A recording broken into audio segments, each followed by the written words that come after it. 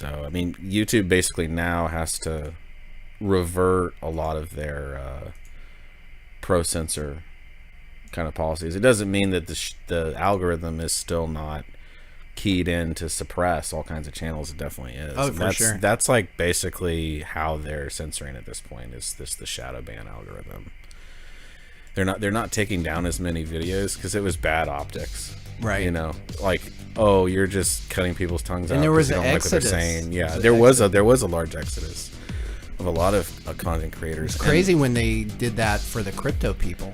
There were a lot of crypto people who were like probably libtards, you Absolutely. know, who loved the vaccine, right? You know, right.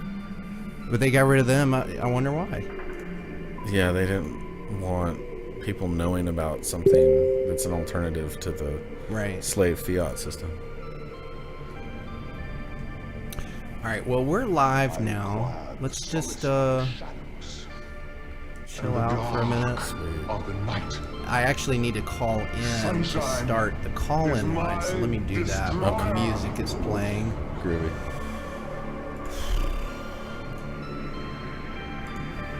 There shall never be another dawn. Crank this baby. Oh yeah.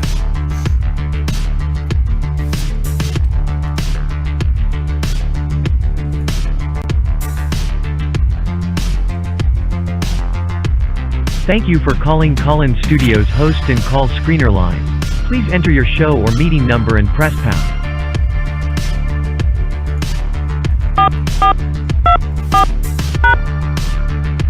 Enter your 6-digit PIN number.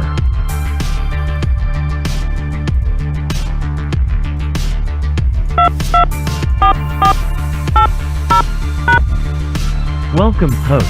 You are now in the host room and can manage your callers from the Call-In Studio web interface. Audio recording is on. Dual channel.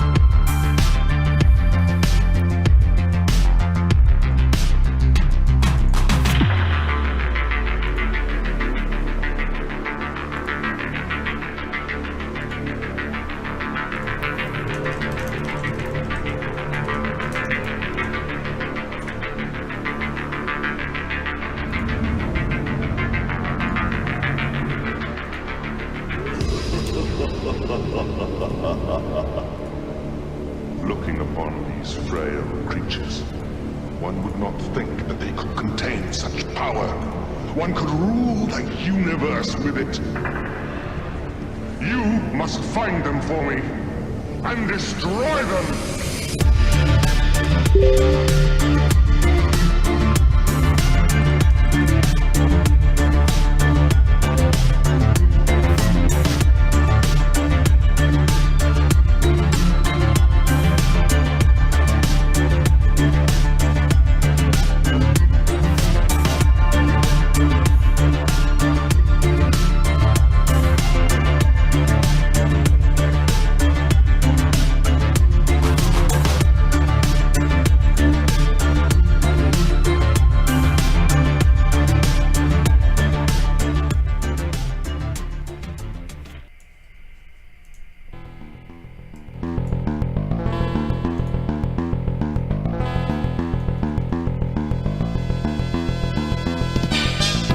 You're listening to the Zetetic Newscast on the Zetetic News Network with your hosts, Dave, and Xavier Diamant.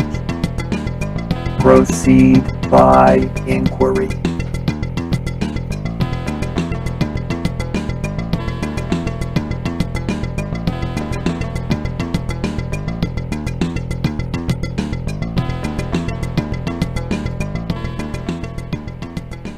All right, welcome to episode 50 of the Zetetic Newscast. We are your hosts, myself, Dave, and Xavier Diamant. Xavier Diamant in the house. It's 11/7, November 7. Remember. The 5th of November. 2 days post-election Yep. in the United States, of course. And we're very excited to be with you guys. We have so much to cover. This is probably one of the quickest turnarounds of any episode that we've done. We've averaged probably once a month and a half for, gosh, what has it been, 4 or 5 years at this point? Going on 5. And it's just been amazing. Today's episode is called the Presidentialocalypse.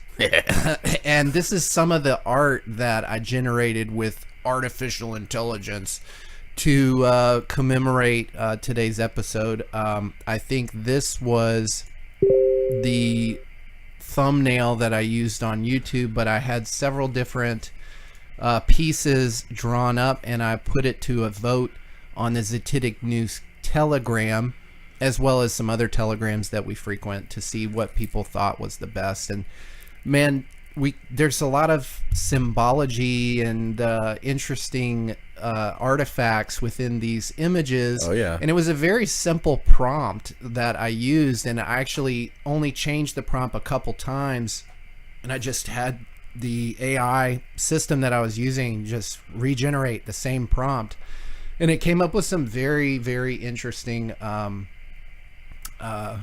imagery that I think is kind of apropos post election, because the emotions have been so high, and there's a lot of I would say there's a lot of confusion, there's a lot of anguish, there's a lot of fear around what's going to happen next. And I thought some of these images kind of speak to that a little bit.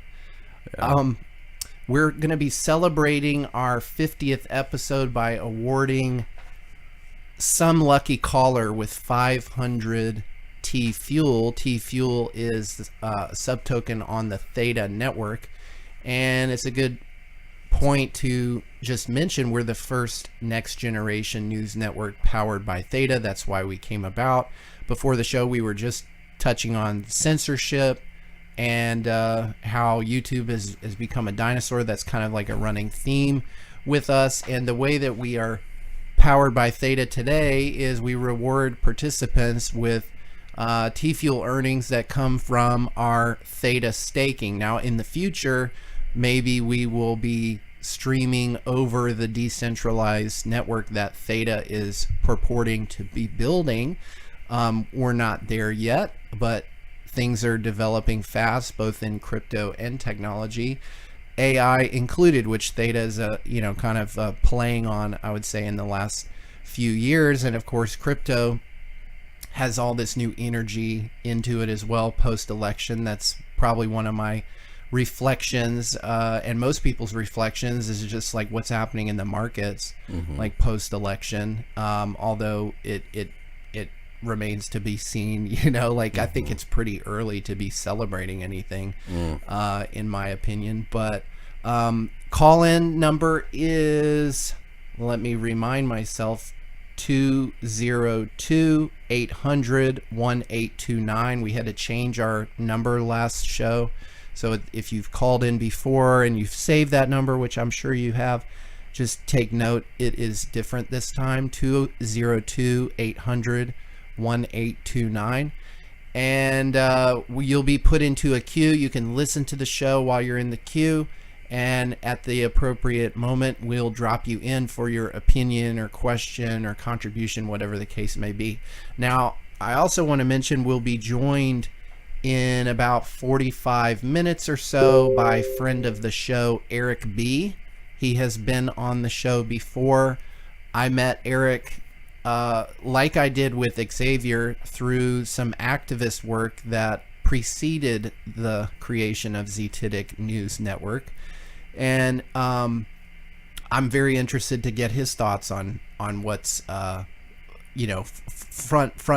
foremost in his mind, as far as reflecting on the Presidentialocalypse and what's going to be happening in the future. But that activist work, I think maybe that might be a good starting point for our discussion.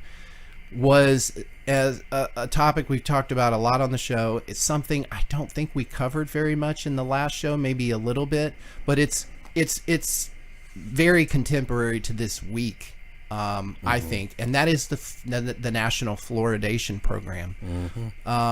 because we've talked about it many times. That's again how we came together, me and Xavier, and we've had some let's say some battle scars from dealing with local government officials and things of that nature, people on advisory boards over the public water supply, and came to realize what a predatory and parasitic situation we were in, far bigger perhaps, at least speaking for myself, than I envisioned initially. And that's relevant to, and I'll have to revisit this with Eric when we get him on the show, but now we have RFK Jr. potentially assuming some sort of cabinet position, or I don't know exactly what position he's being pinned for, but you know, the claim is he's going to get in there and he's going to spearhead the removal of fluoride across the United States.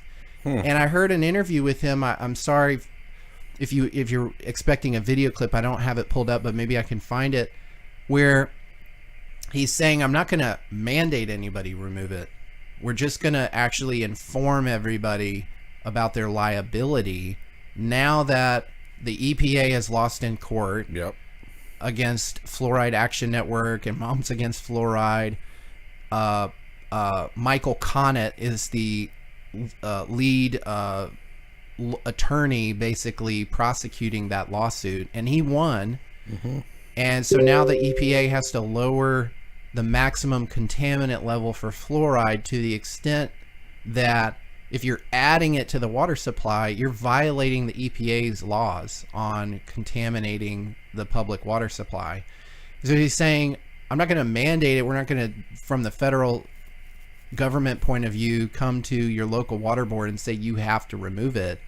Although we kind of are, because the EPA has to change their rules. They're going to change their rules, and now you're legally liable if you continue. And so they're basically nudging them. They're not mandating, they're nudging them like, okay, you do what you want, but like you're going to be open to lawsuit after that. Which is and that's awesome. What's what we wanted. That's awesome. That's what we, and that's, isn't that kind of what we concluded? I mean, I think that we need to round up the troops and go in for another struggle session with these water boards here now that I actually agree. Yeah, and I've been I think, pondering that myself, because now we've got some new news articles, some actual like courtroom testimony from experts, some EPA admissions that call into question everything they ever stood behind. You know, because if you've ever, and most people haven't ever tried to go to city council or their local water board and talk about this particular subject, what you'll find is, at least when you get up the ladder, the public health officials will just hide behind the fact that they are within the legal boundary of violating the law. Like, we're not violating anything because the EPA doesn't say we're contaminating the water with this substance. And we listen to these experts over here who say it's good for your teeth. And so that's the end of it. But now they don't have the EPA to hide behind anymore. They just have their select experts to say, well, I listen to this guy. And it's like, well, that's just a red light shouting match, though. It's just a contest of opinion at that point.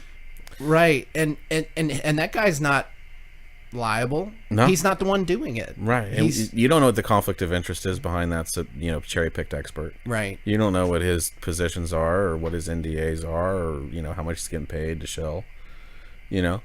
I mean, I think that people are starting to wake up to the reality that it's just as easy to buy a scientist as it is to buy a politician. I think that's a big step. And in our little way, I think we've helped that gestalt along. The few thousand people that have heard our message, I think that has percolated in the public consciousness to an extent. And we're just largely reiterating arguments and positions that have been in the public space for decades now. Right. But the pseudoscientific charlatanry matrix, it's a real thing, and the fluoride is a classic, long-standing example of its prominence. And they may be coming to the conclusion, the broader Sci-Li establishment, that maybe we need to pull back on a couple of these operations. We can't let the plebs get too much of an uppity opinion about our credentialized authority industry. People are already with RFK. He's a vocal critic of the big pharma complex and the whole poke putsch. And that's all well and good. I personally will believe it when I see it. Right. I can't get too celebratory around these declarations because, I just remember, like, for example, Obama in 2008 when he was running, he was saying that, oh yeah, we're going to get Monsanto and we're going to get GMOs out of the food supply. And all of the problems that you see in the food system today were just exacerbated by him during his 2 terms. So, and it's not to say that just because they might remove fluoride that there aren't a whole host of other toxicity issues that are rubber stamped and approved by, And I've heard that as like my government, a counter to my activism, which is actually just apathy, Well, why are you so obsessed about fluoride when we've got, microplastics, which I don't see you talking about that. And it's like, we do talk about that. So I'm not allowed to. So because I don't, what do you want? Like, I literally had people say this, and it's like, do you want me to not talk about fluoride because of microplastics? Can I talk about both, but like be more active in one versus the other and still be consistent? You know what I mean? Like, I think people, they want to, this is actually part of the fluoride program, is to make them docile, make them feel like there's no point in resisting anything. Right. Because it's so overwhelming. Oh, you've got so many things. Who has the time? And it's like, no, if everybody just picked one. Right. And did something, like, it would be better than nothing. Like, it's like a snowball effect. Yeah. Once you knock out one of the, armor plates of the Sci-Li establishment, then a lot more plates become vulnerable to being undone as well. Right. So you got to start somewhere, and you might as well start on one of the most prominent and widespread practices that is truly based on pseudoscience. Let's just imagine for a minute, and I feel like in this let's say post-election honeymoon period we're in, where people are really pondering, like the ones who are jubilant, they are pondering all this golden age that's coming because Trump's going to make it all better, right? Yeah, and then on the other side, they're thinking the very, very worst. Right. It's all catastrophizing. It's like a presidentialocalypse, Exactly. And I'm sitting here like, guys, we're like 2 days out, and there are a lot of days before he is even in office. A lot can change. I mean, it's true. If you believe that he was, there was attempted assassinations, I mean, he could get assassinated before then. And then you can't rule it out. Can't rule it out. Even when he's in office, you can't rule it out. Exactly. And so nothing is done till it's done. Right. And I believe nothing is decided in government till everything is decided, and nothing will be decided at least until he actually gets to assume any kind of power, if you even believe that he has power to begin with. Which is a highly contestable point. And that's where I guess a lot of my concern lies in this post-election period of time, is the level of delusion that I see on both sides. Yep. Because, like, I like to be positive, I like to be optimistic, and I like to imagine, man, what would happen? And this is where I think we'll do a lot of prognosticating in this show. Definitely. Is like, okay, we know how things are and how they're trending, and we can anticipate how things can get worse. But, like, it would be kind of cool to think about, like, what would happen if, I mean, this is the great potential of this time. It's like, what would happen if, like, RFK did what he said he was going to do, and he notifies all the municipalities through some federal memo of their liability, and the people finally like, oh damn, like we got a memo, this is official, like, and we know, like, especially like in places like where we're at, right, like they've got some historical experience with people locally who will show up and like do something about it, call them out on right? their shit. Yeah. And then, okay, 70% of the U.S. water supply is fluoridated. Let's say we cut it down to like 10%. Let's just imagine that happen. What would that mean for the future? You know, because like what RFK is saying is, and it's backed up by, it's not his opinion. He's just repeating what the quote science says, which is kind of unrefutable at this point, that it lowers your IQ. Yeah. Like there is a systematic trend over multiple years. So like if we were able to get some of those IQ points back in a short period of time, that could have drastic ramifications for all these other issues that we should also discuss in this show. Absolutely. Like, I mean, and I've talked about this some in our Telegram chat, but like Trump's talking about ending the federal income tax and replacing it with tariffs. And of course, people are like fear mongering around tariffs and how it's going to hurt the domestic producers. And I'm like, guys, did you hear what he said? Did you hear what he just said? He said ending the federal income tax. That means people can't do math. You if you are in the tax bracket where you quote owe it, I'm talking 30% minimum you get in your pocket. Like, I mean, people would not be whining about the grocery store prices as much as they are if they didn't also have to pay 30 to 40% of their annual income to a federal government, which on both sides they're not happy with. Well, and the other thing that's also promising is this whole Department of Government Efficiency, right? Elon has already demonstrated through X that he can come in there and get rid of 75% of these minders who aren't actually doing anything other than creating censorship litmus tests online, basically. So, and if you eliminate it, and the site works every bit as good as it ever did, and he's got less than a third of the payroll. All the bloated, all the minders and the remote workers doing nothing, getting these ridiculous sums of money for literally doing nothing. And I think that was a whole, actually, an illusion of employment scheme to overinflate the shareholder value. For sure. And that's the warm body syndrome, right, of creating, or the North Korea village syndrome, where the Potemkin village, right. There was, on that note, so apparently, and my wife and I were talking about this, actually before it crystallized. Like, okay, Elon's coming on Joe Rogan.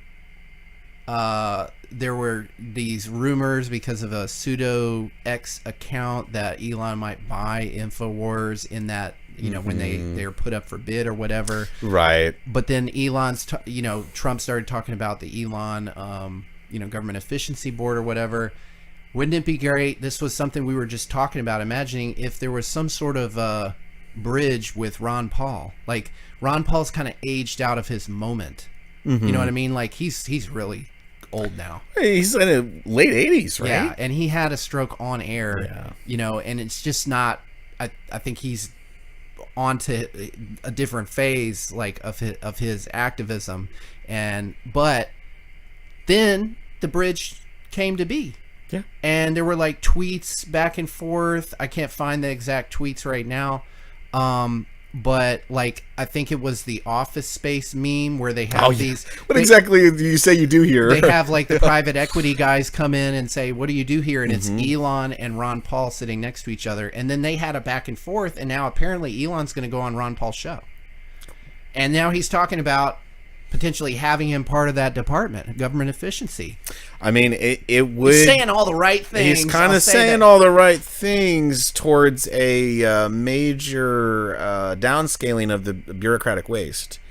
and that would actually stop a lot of the fiscal dominance and the overspending, which you combine that with a tariff, maybe it is somewhat stagflationary, economically speaking, to introduce tariffs. But at the same time, if you just basically plateau current prices where they are, even though they're high, but you're giving back people all this, money that they would normally be putting towards taxes. Right.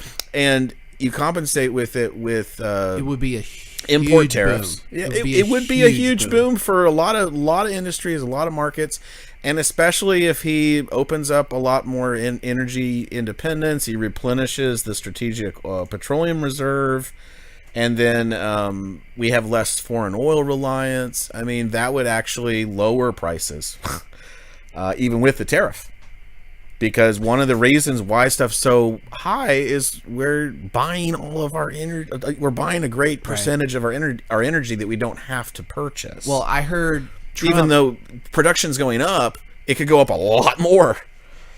And you get the whole environmental, schlock about, the global warming and fossil fuel bad and all this stuff. But in reality, if you were to turn the spigots back on, grocery prices would go down. Well, gas prices would go the down. thing. I mean, and then you'd also still have an import tariff, which would be raising funds for the government, and it wouldn't be badly spent because there's a reduction in bureaucratic waste. So actually, more dollars could flow back into actual citizens' pockets, which is kind of what we need. Yeah. To be honest, I forget who Trump was talking to, what program it was. I want to believe it was some sort of financial network, but he was being grilled on this idea that, and I had it up here a second ago. I'll have to find it. Oh, here it is. Trump floating the ending of the federal income tax, and they're acting like, and I think this is the right saying, that it's a zero-sum game.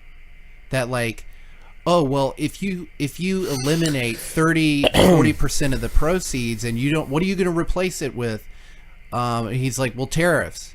And they're like, oh, well, that'll hurt so-and-so's industry. And he's like, well, what you're not considering is the effect of growth. Mm-hmm. Like, if you took fluoride out of the water, well, I don't know what innovations or inventions would happen, but like you can't anticipate the economic impact that could have if, in fact, everybody's IQ's up.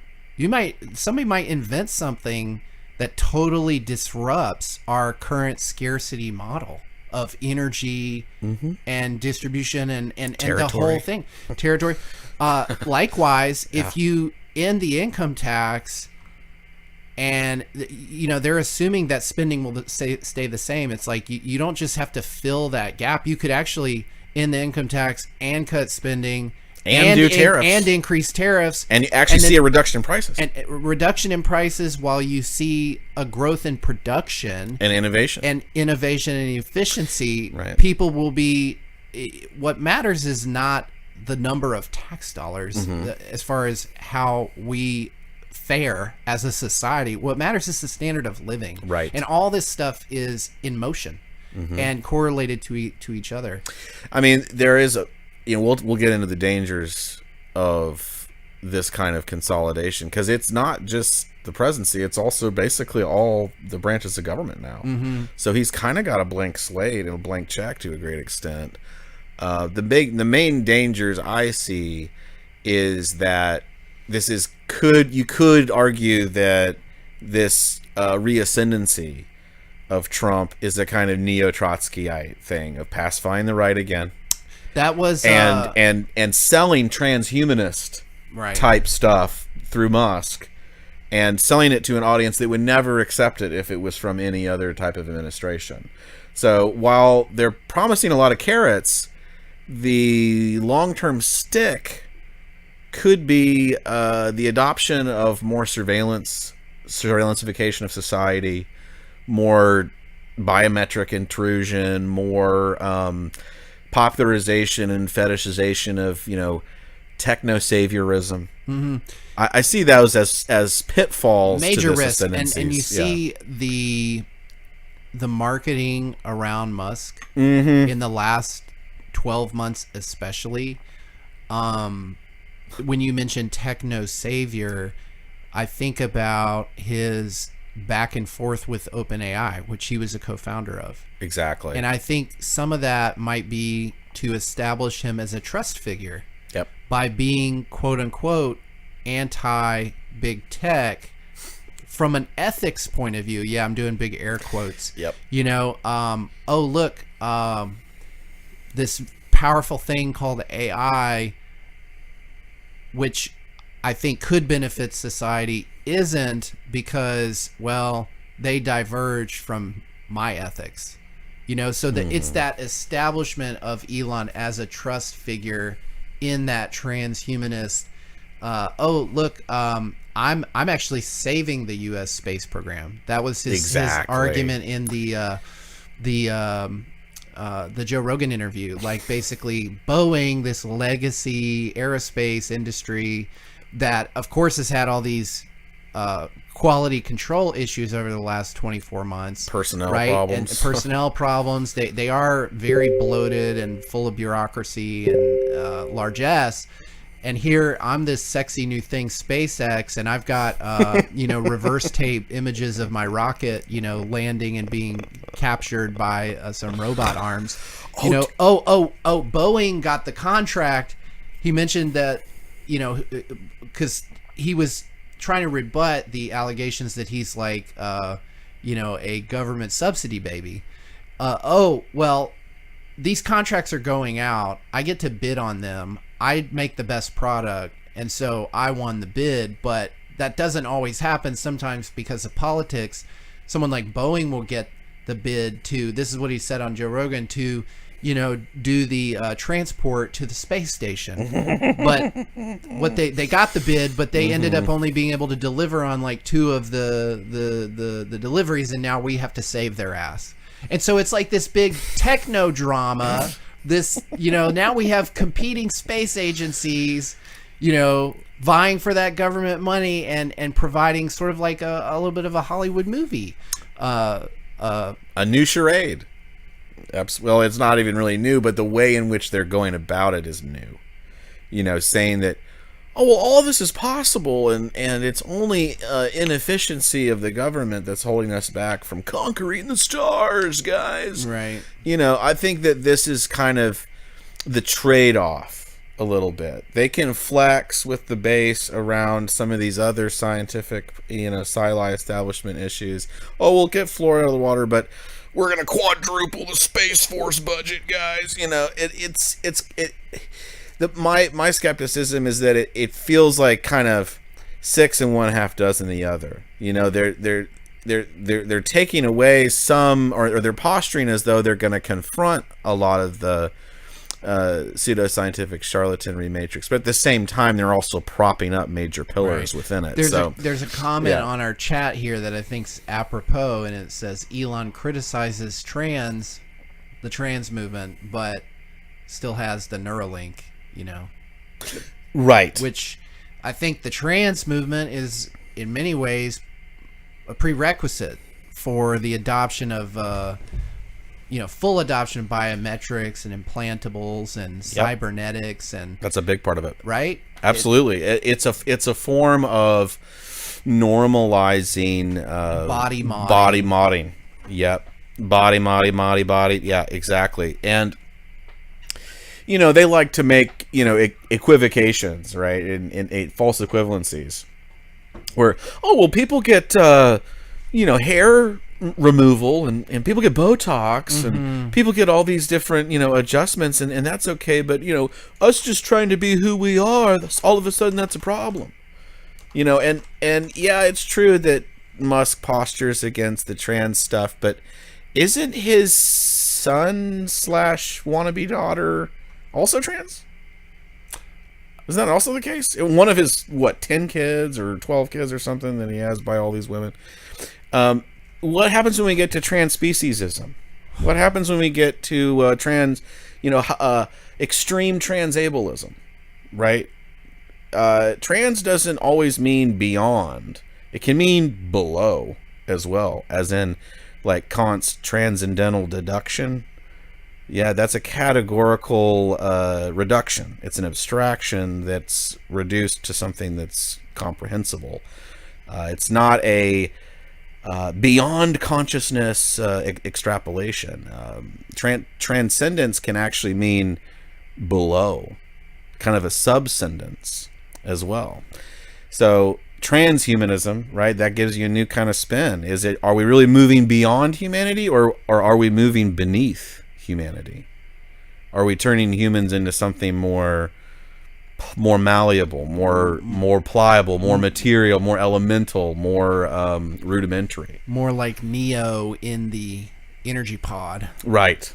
That would be a transhuman revolution, right? Let's let the AI harvest us and give us a false reality, and we don't have to be aware of what's actually going on. That's a big, like Ray Kurzweil. That's basically what the singularity that he advocates is humans no longer needing any consciousness, really, and just letting everything be algorithmically predicted, and everything be gamed in the world and in society. And that's something that's really dangerous about this whole transhuman stuff. Is it's not just about the objectionable sort of perversity on a biological level. It's also a philosophical consolidation of limiting how they can even consider what humanity is in the first place. It's reducing us to this kind of malleable material golem that can just be a shapeshifter, can just be a Frankenstein, can just be a lump of clay for this sort of perverse imagination. What's interesting about this is, in the literature, there's a lot of talk, more now than ever, about the birth of, I forget what they call it, like general artificial intelligence, or artificial super intelligence, right? This kind of next level. And when you really talk to the technical people about it, all it is trying to carbon copy humanity. And yes, there's an element of prediction in it, but to do that, they use advanced statistics to model human behavior so that they can programmatically predict it in a high percentage of cases. And when you think about the imagery of the Matrix, where it's like all ones and zeros and everything like that, and you think about how like you're in the energy pod and you're basically being your brain is connected to an avatar system that mimics what real life is like. Yeah, it was a process to get there. To create that artificial environment. And in many ways, video games are early prototypes of that. Like, how do we model 3 dimensions? How do we model a chair? How do we model a house? This and that. Now, we have the birth of ChatGPT. Really, it came on the scene in 2022, where you can go in and type your thoughts in text form, and it can do all sorts of stuff with it. And I've heard techies explain it to me. It's basically advanced statistics.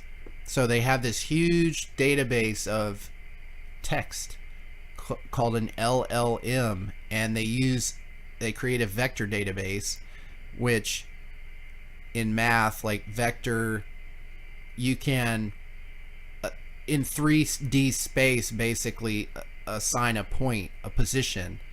And I forget how many vectors are available, like, to assign per word, but they create a vector database around the text body, and through advanced statistics, they draw all sorts of correlations between the words to derive meaning. And then it's able to somehow, when you're writing, predict the next word that you're going to say, or create an array of predictions.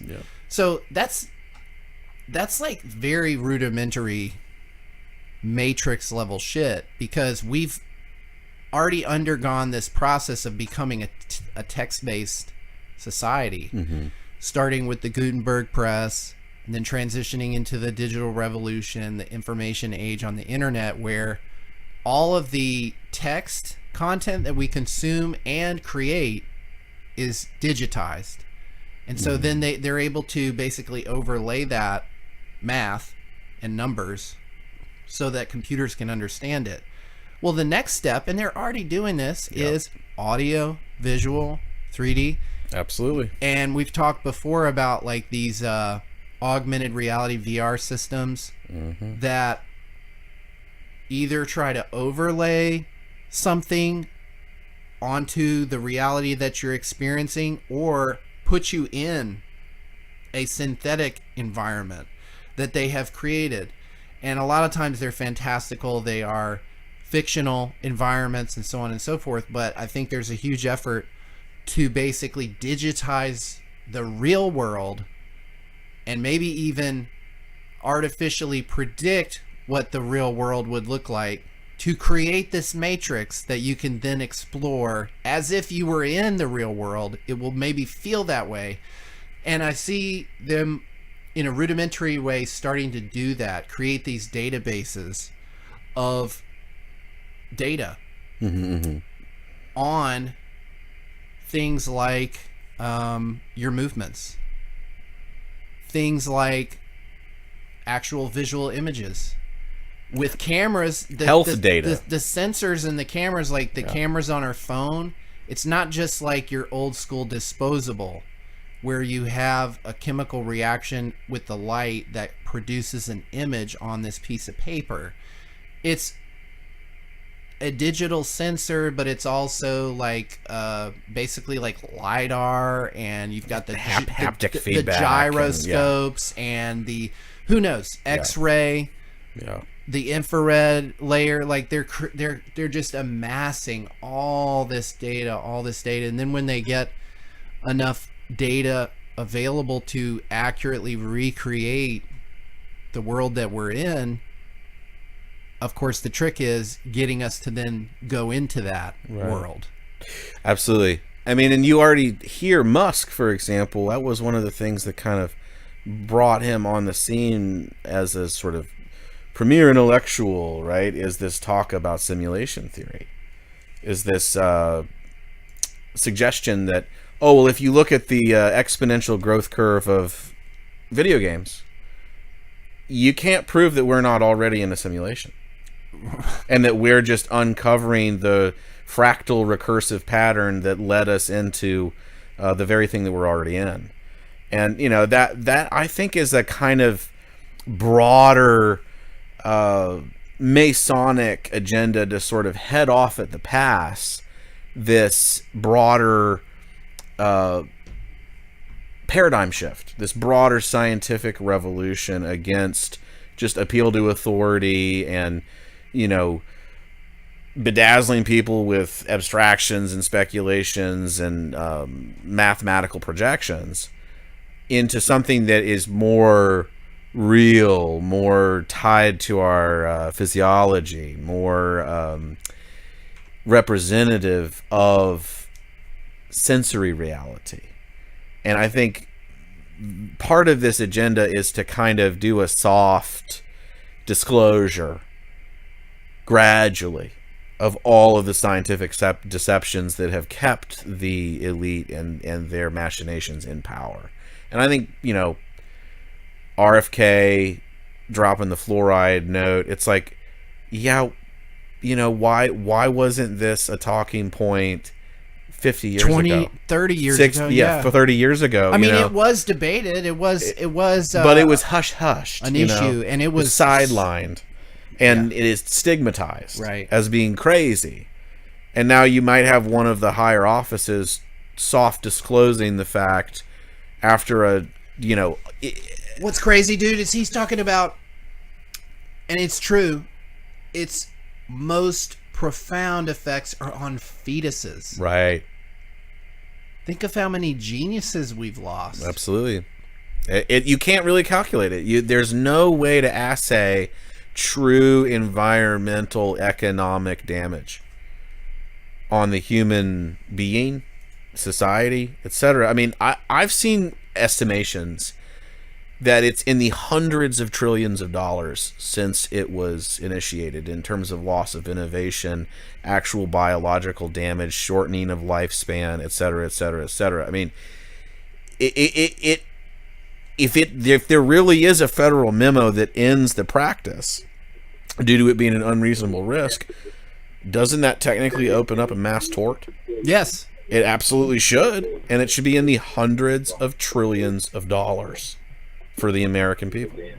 It's really, like you said, you want to talk about stimulus checks and reparations. Holy shit. Reparations, yeah. You want to talk about real reparations? That's a universal mass traction reparation right there. Is the pseudoscientific charlatanry matrix mass poisoning an essential resource supply for 4 generations now? Right. What kind of damage? I mean, $300 trillion, I think, is really just scratching the surface in terms of an overall mass tort. I mean, because you got to think, every single time you drank water, you were being unknowingly assaulted. Well, you know what they've... I mean, isn't the minimum... You know what they told me at the city council is, well, nobody's taking away your freedom. You can go buy bottled water.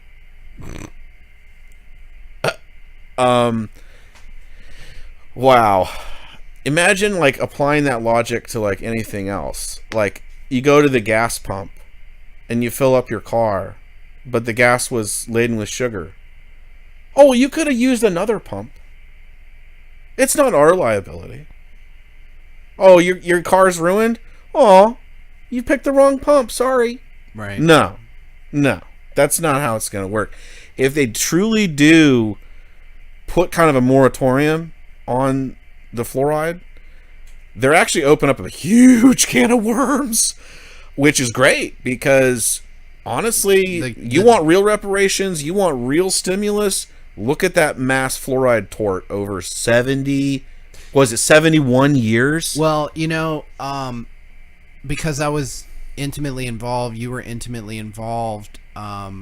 It's a bit of a philosophical debate among the anti-fluoride activists exactly what angle to take.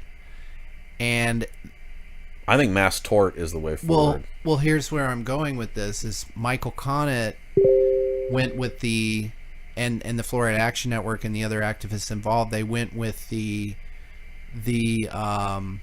health route. Like, we have studies, okay, that it's actually bad for other bodily systems besides the teeth. Oh, sure. Okay, and all due credit, like, you know, kudos.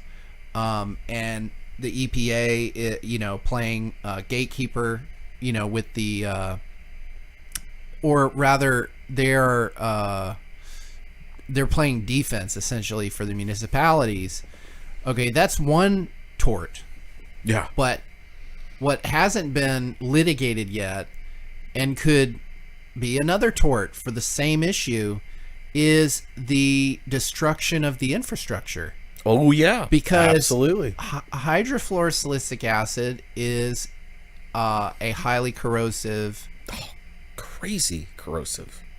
Agent. And it is admitted that it leaches... not just lead if you have lead in your pipes, but it's just corrosive to any metal.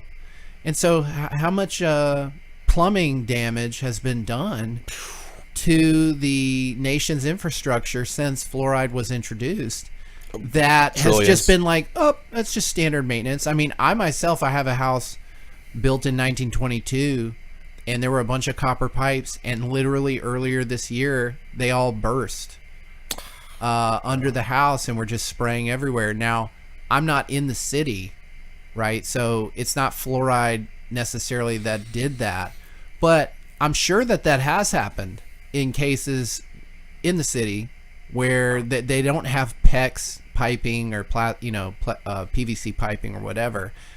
They're using old pipes, and who's at fault? Mm-hmm.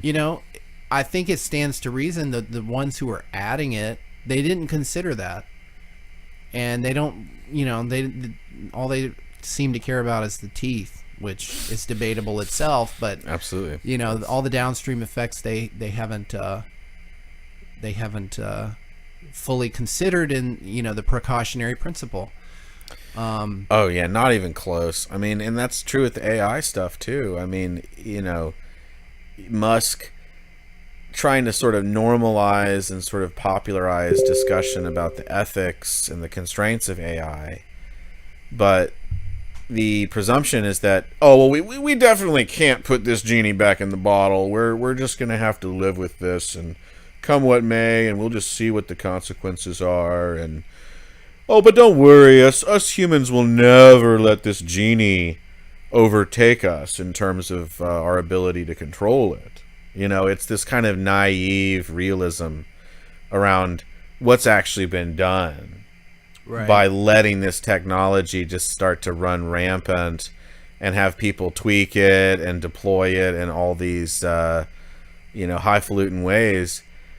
There's no precautionary principle. It's a violation of all precautionary principles when it comes to technological displacement within the labor market, when it comes to the sheer screenification of consciousness over time. People outsourcing their brain and their ability to critically think and articulate things to a computer more and more and more and more and more and more and more.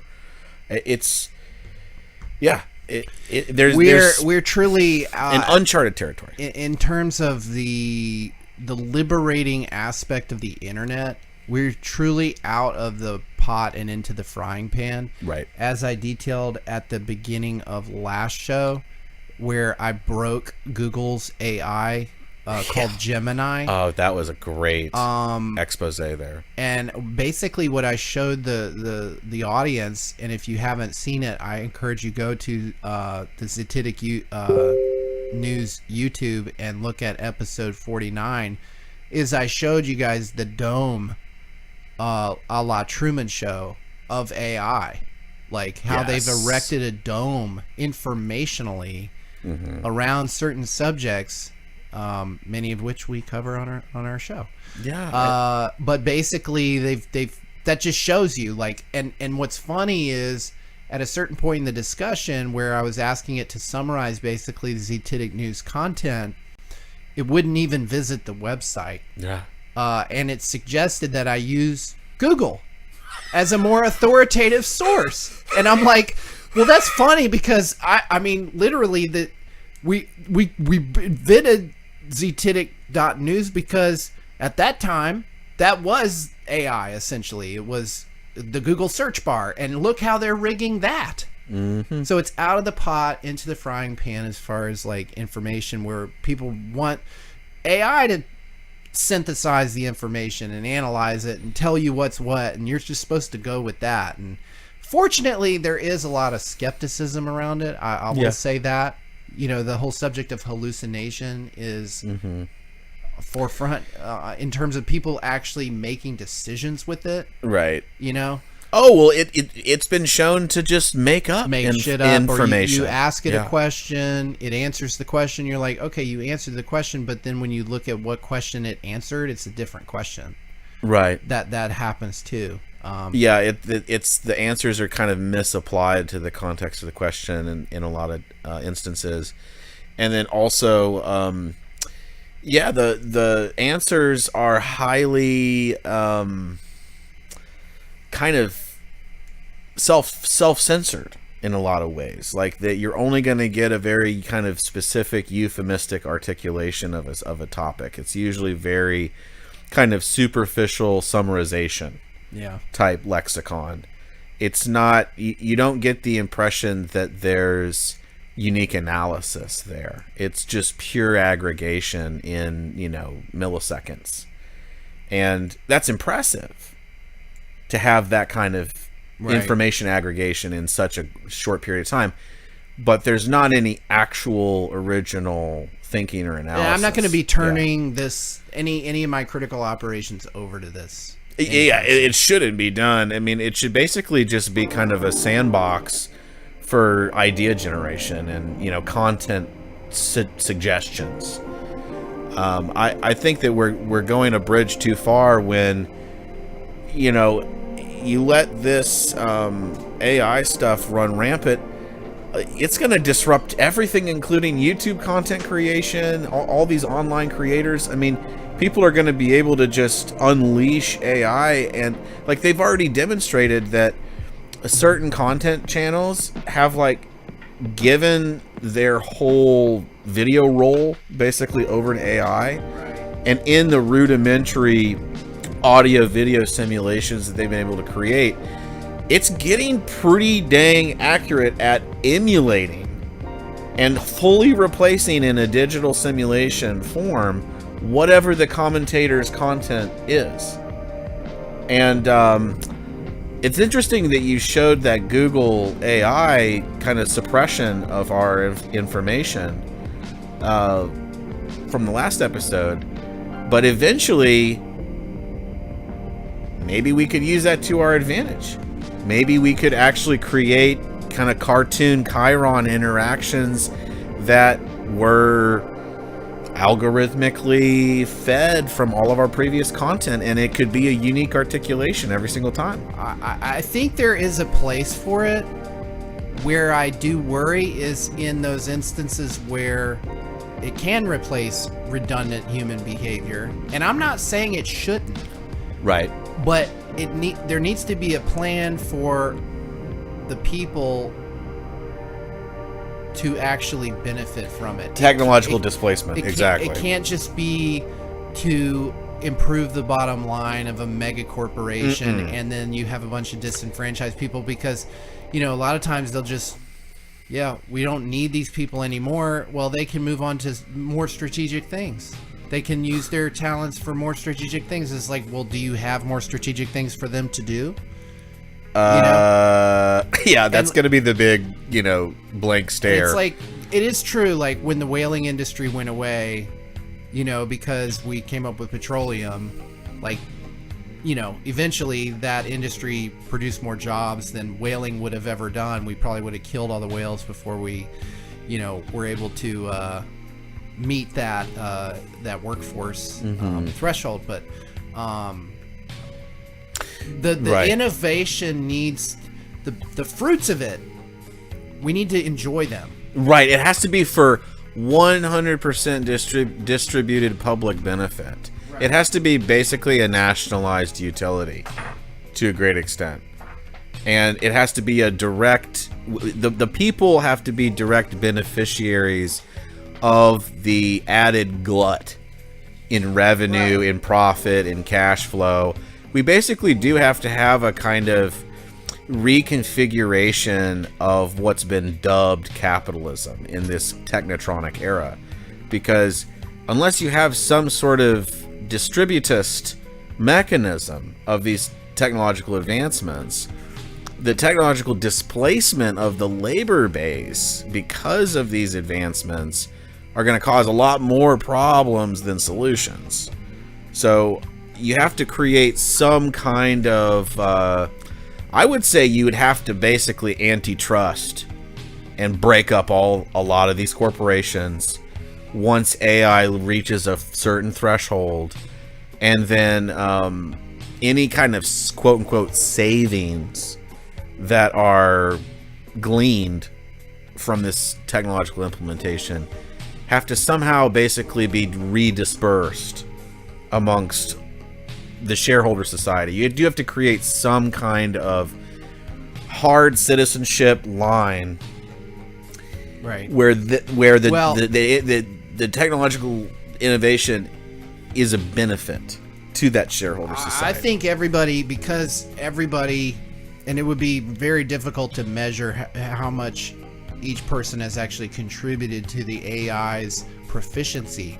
But what I was saying earlier is, like, they can't have AI in this whole metaverse without using assets from the real world to train it. Interesting. And so actually, kind of like, well, there's no free service. Like, Google isn't free. You are the product. You're providing all this valuable data. That's the hook. Yeah. Where like an antitrust or a class action could actually rein this in a little bit. Like, Yes. hey, you guys couldn't have created this innovation if you didn't basically parasite off of the civilization itself. 100%. So like you need to remunerate.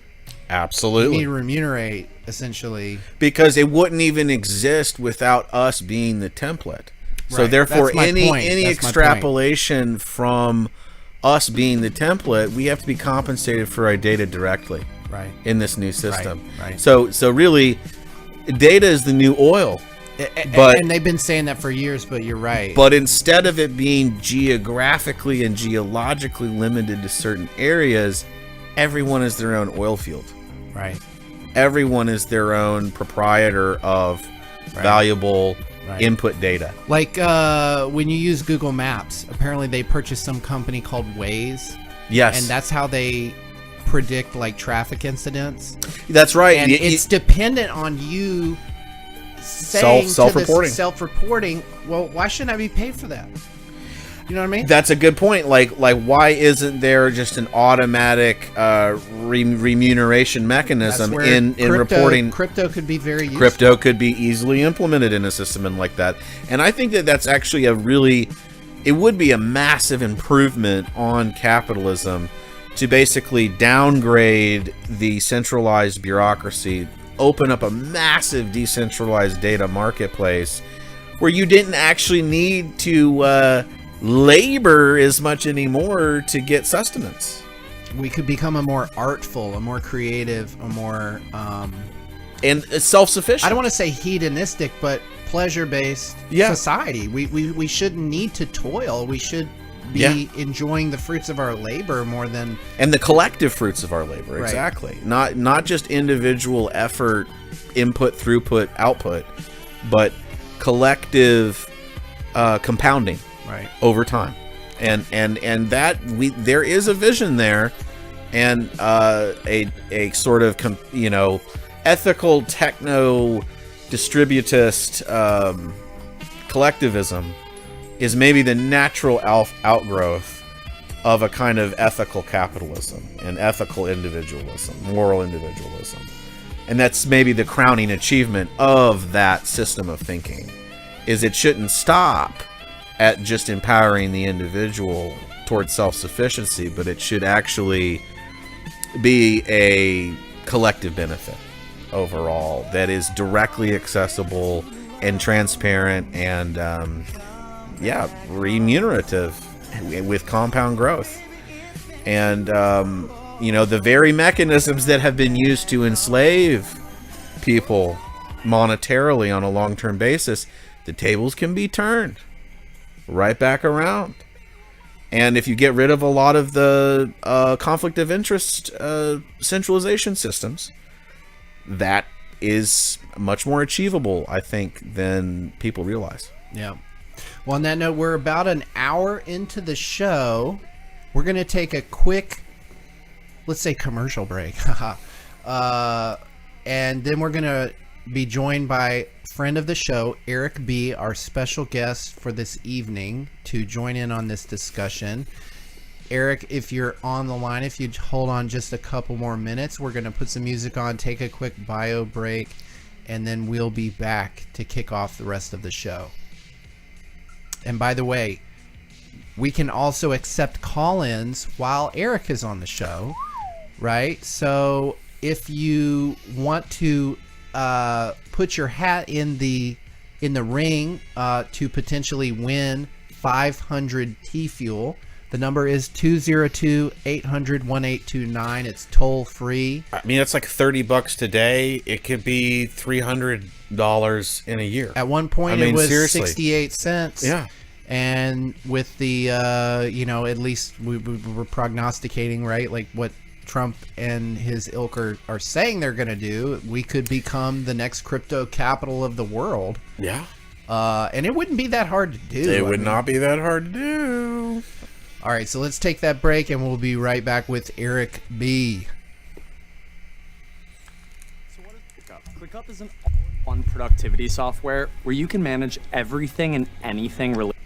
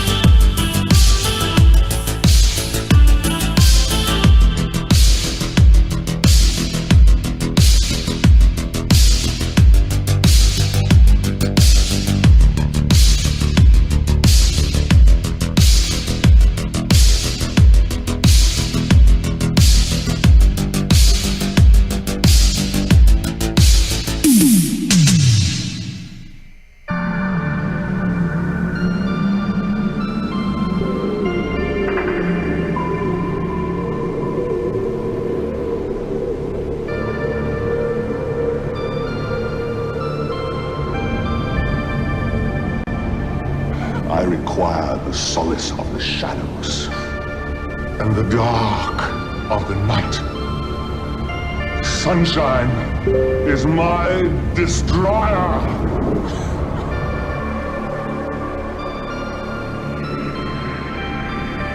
There shall never be another dawn.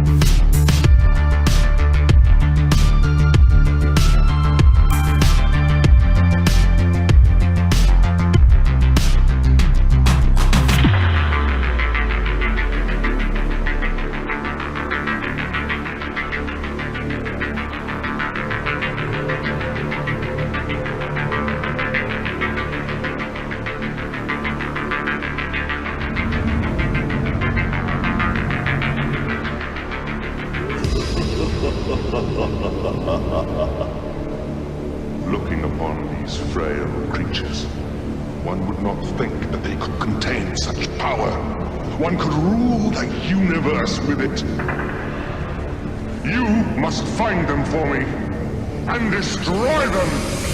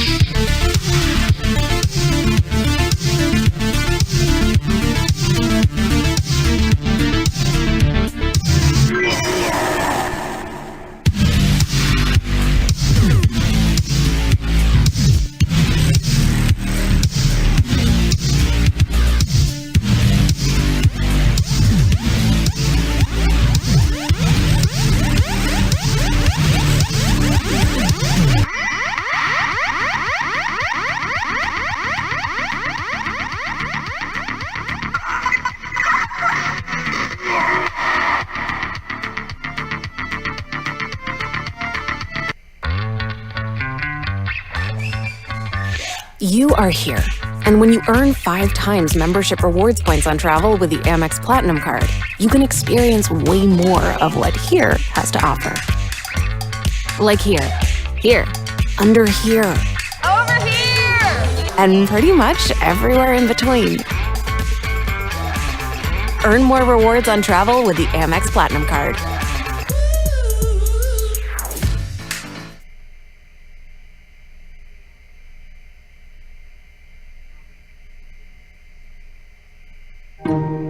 LinkedIn is the place to be to be. Drive real results for your business with quality leads that convert.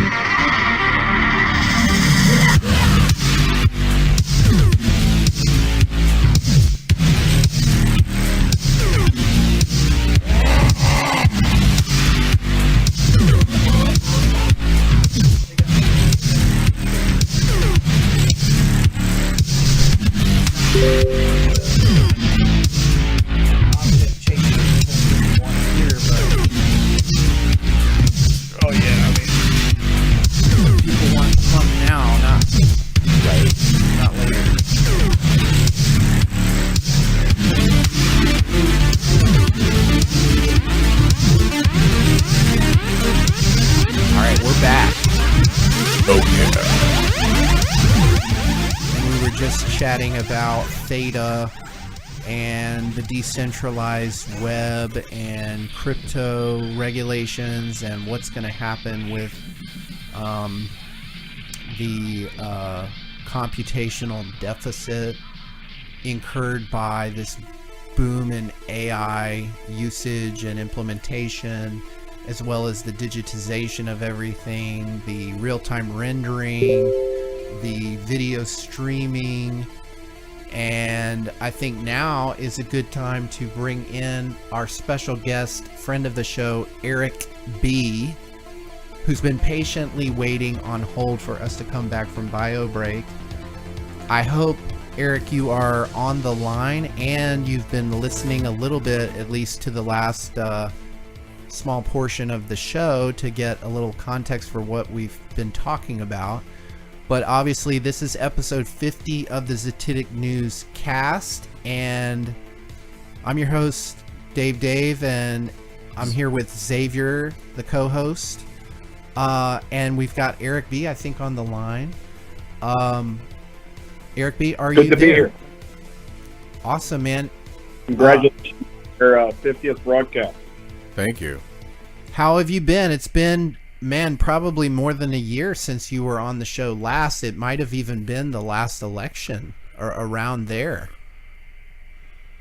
Yeah, could be. It's been a little bit, yeah. Well, I've been great. Keep it easy. Clear of mind, body, and spirit. Now, can I ask you what FEMA region, what state are you in these days? Are you still out west? Yeah, I'm in California. Today's episode is called the Presidentialocalypse because obviously we're 2 days out from the U.S. election in 2024. Very interested to hear your reflections, what it's like there in California, of all places. I mean, it's just hustle and bustle. I mean, people can't be present. People are just subconsciously in a survival mode. So it's just high anxiety, high depression. So, it's just an unfortunate consequence, physical and psychological illness. Whereabouts in California are you? I am in Oceanside. Is that kind of near the... I'm north of San Diego. Oh, yeah, I was going to say San Diego area, yeah. How is have you... And I know for a while you were in the mental health field. How has what's been your experience post-election now that the Presidentialocalypse has happened? How has that affected the psyche of the people that you've been around? Well, I mean, people are taking it personally. So,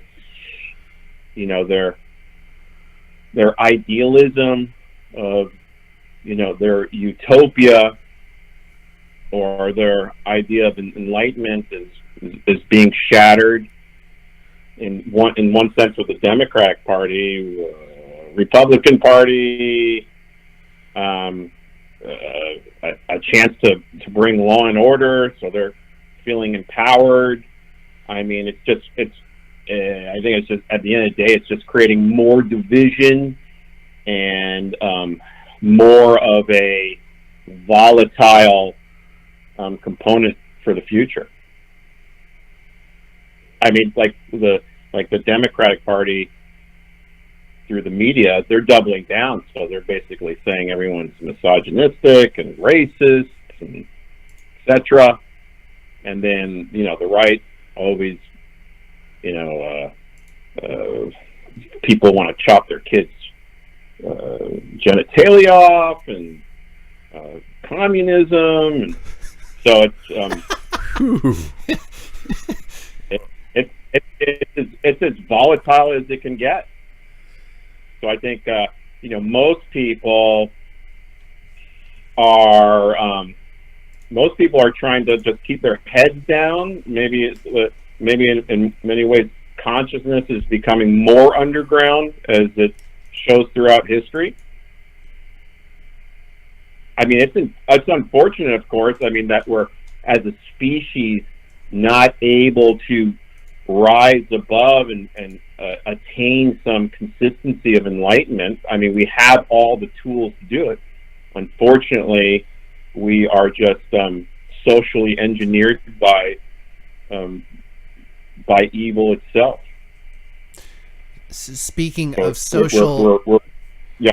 speaking of social engineering, Eric, I wanted to make sure that I brought this up with you. I've been looking forward to having you on the show so that I could talk with you about this. I'm not sure if you were listening at the first part of the show, but we talked quite a bit in the first hour about the development around the National Fluoridation Program. And I bring up social engineering because that's how we met, right? I can't remember how we met, Eric, but it was around the same issue that I met Xavier, which later became the Zetetic News Network. And you and I traveled. This is like literally one of the last times that I was really involved in the fluoride issue. I got involved a little bit in 2017 because my local municipality, which I had previously protested at, had an accidental, quote, accidental overfluoridation of the water supply. That was in 2017, but I think it was 2013 or 2014. You and I went to the Fluoride Action Network conference and had some good interactions with folks there. We did a couple of interviews, which I still have. There was that documentation about that one Indian tribe leader, right, and how they were using fluoridation to lower the IQ so they can better take over the land and resources, and control the people. Right. Yeah. And we also met with Michael Connett, who later, and his dad was heavily involved in that group as well, and have done just years and years of work in this area. But he's the one who successfully litigated against the EPA in that recent action, which I'm sure you're apprised of, right? Which is amazing, right? Because it paved the way for RFK to even be saying, and it get airtime, what he's saying. Right. I mean, I can see how you think that's all progress. I just think it's a control system at the end of the day. Well, that's what I wanted to ask you about it. It on its face value, it appears as such. But what I was saying earlier in the show is like all this jubilance around these developments and Trump winning, et cetera, et cetera. I'm like, hold your horses. Sure. He's not even in office if you even believe he can deliver. Right? Right. Yeah, I don't think I think they're just part of the agenda, which is to cull and control the population over time so the elite can merge with their Neuralinks and enjoy the fruits of the nature of Earth and do whatever they're going to do. That's what's really happening. Any idea of some freedom from this prison planet is ludicrous. It's absurd. Sure, you're going to get, I mean, it's like the prison guard giving you bread for the week because you were good, and then everyone's just very happy. So I get that short time loop of positive feedback. I can see how people appreciate that because we're all in a survival mode, but to think that there's hope from it, not a chance. Right, it's kind of like a naive realism or sort of a J. June belief perseverance that the authorities are going to help us this time, though, Mm-hmm.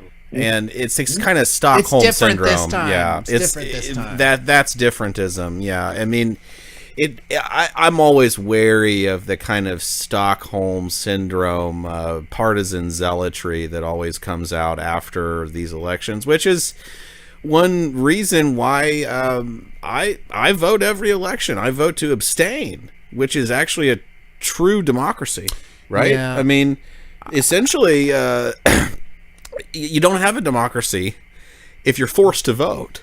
Right.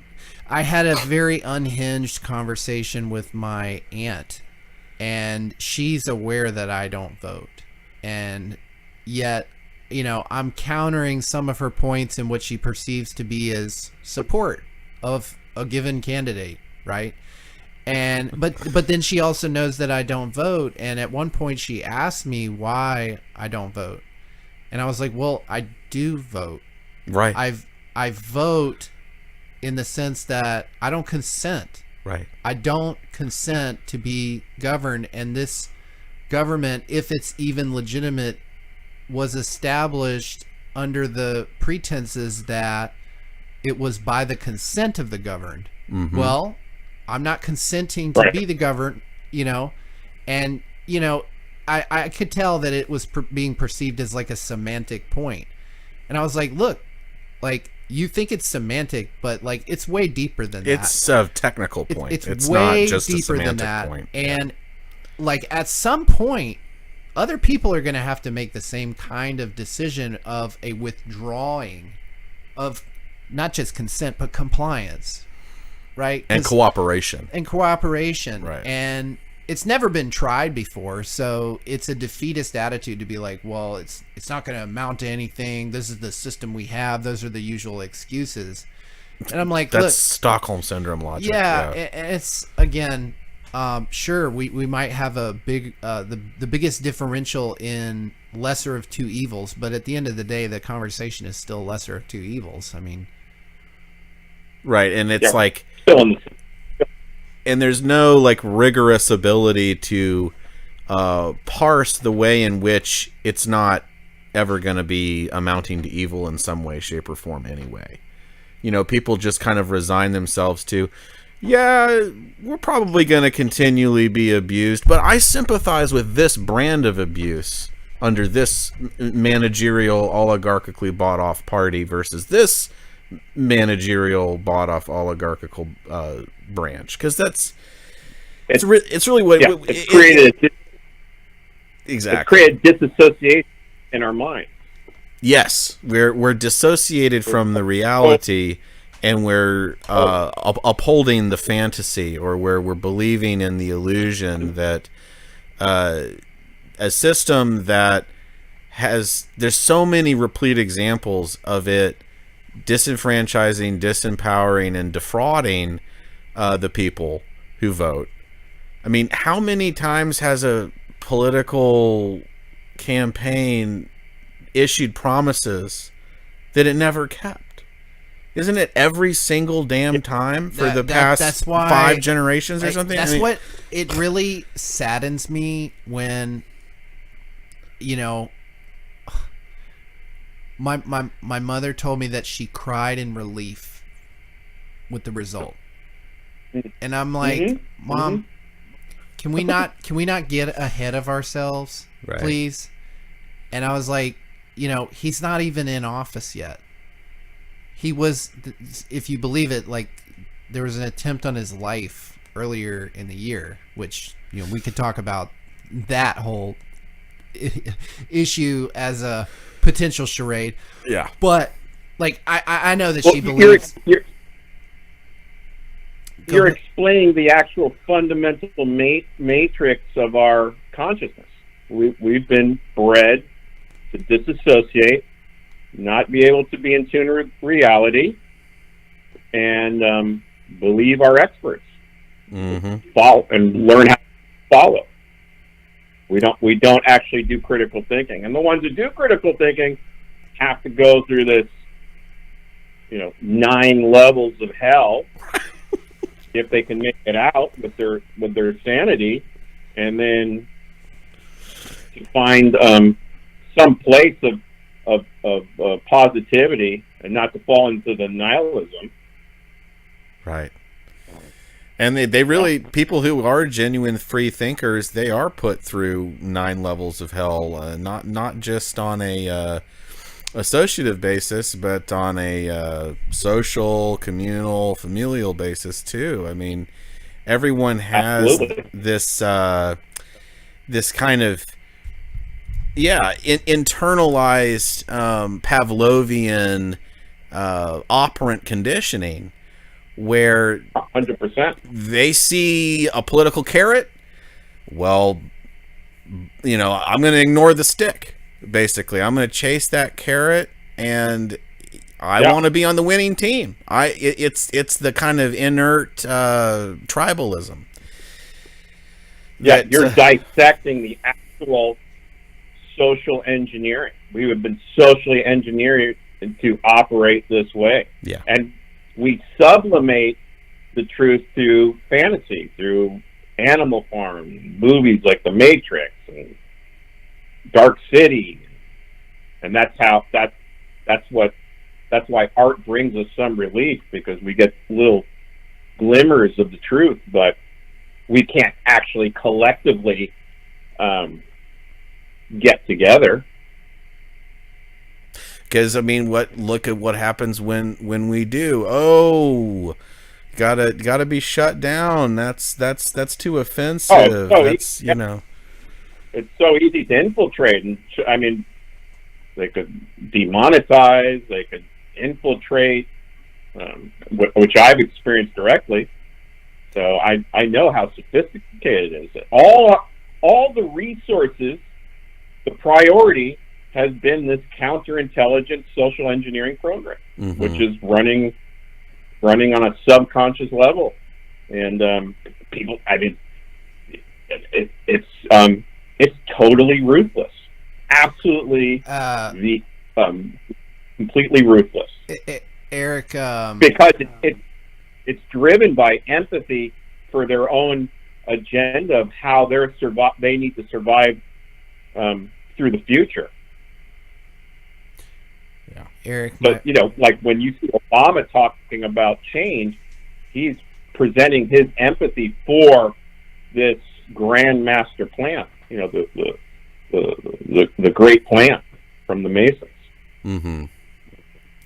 And that's the thing is, there's a lot of kind of self-help sort of copium out there that says, oh, well, that's just blackpilling, and oh, you're shutting down any possible benefit. And it's like, no, it's not blackpilling to itemize and inventory all of the factors of control that you just preferentially ignore.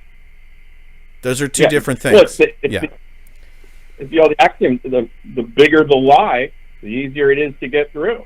So the lie is so massive, so huge, and built around for millennia.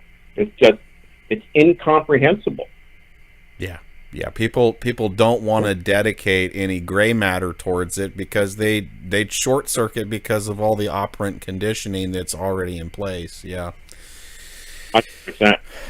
And that's really more of a sobering kind of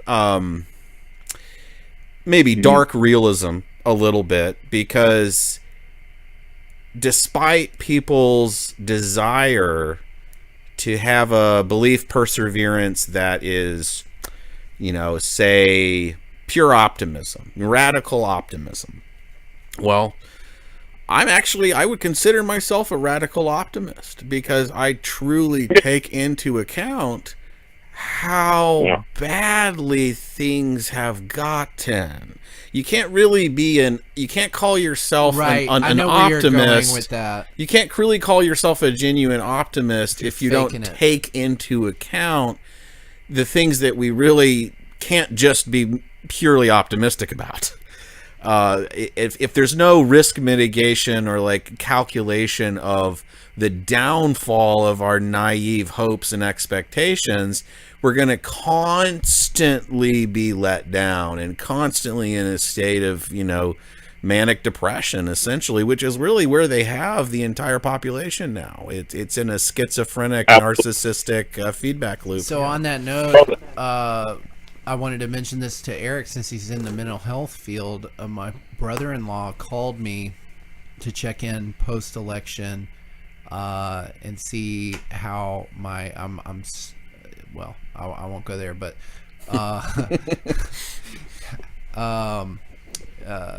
he wanted to see how the post-election hangover was, if you will, and I was like, it's pretty uneventful where I sit, and I'm more interested to know, because he's in internship for social work, how you've seen it. And he said, well, someone stabbed themselves in the ear. They have schizophrenia because of the election today. And I had to go shadow someone who visited with that individual.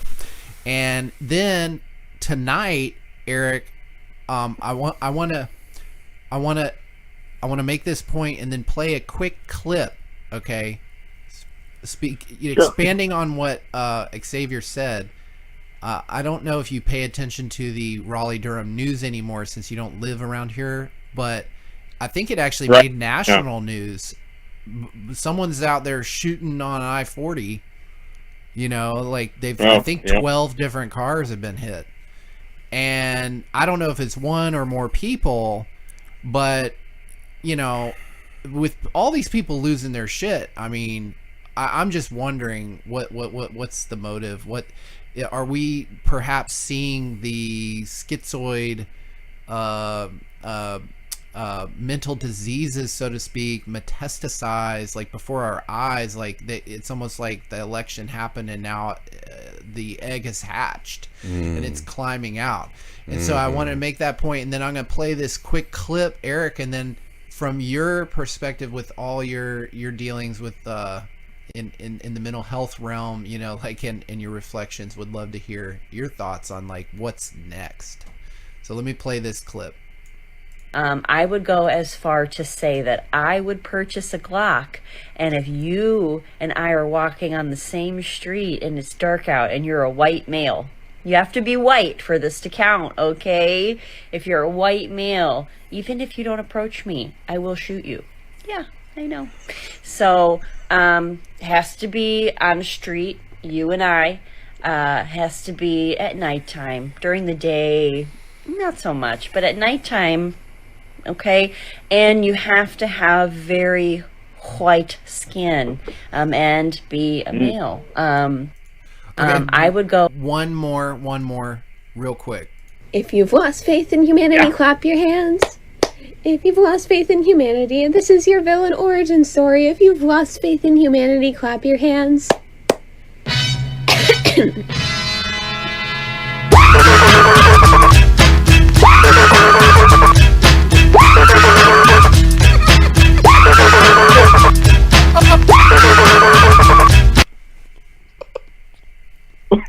Was that actually her screaming? Yes. Yeah, he was remixing it. She's cracking the mic at the same time, blowing out the...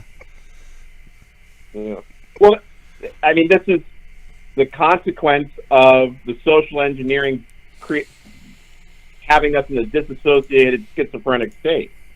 Chemicalized, poisoned. Yeah. And emotionally infantilized. Eric has so much empathy. Yeah. So much empathy, Eric. I can tell you.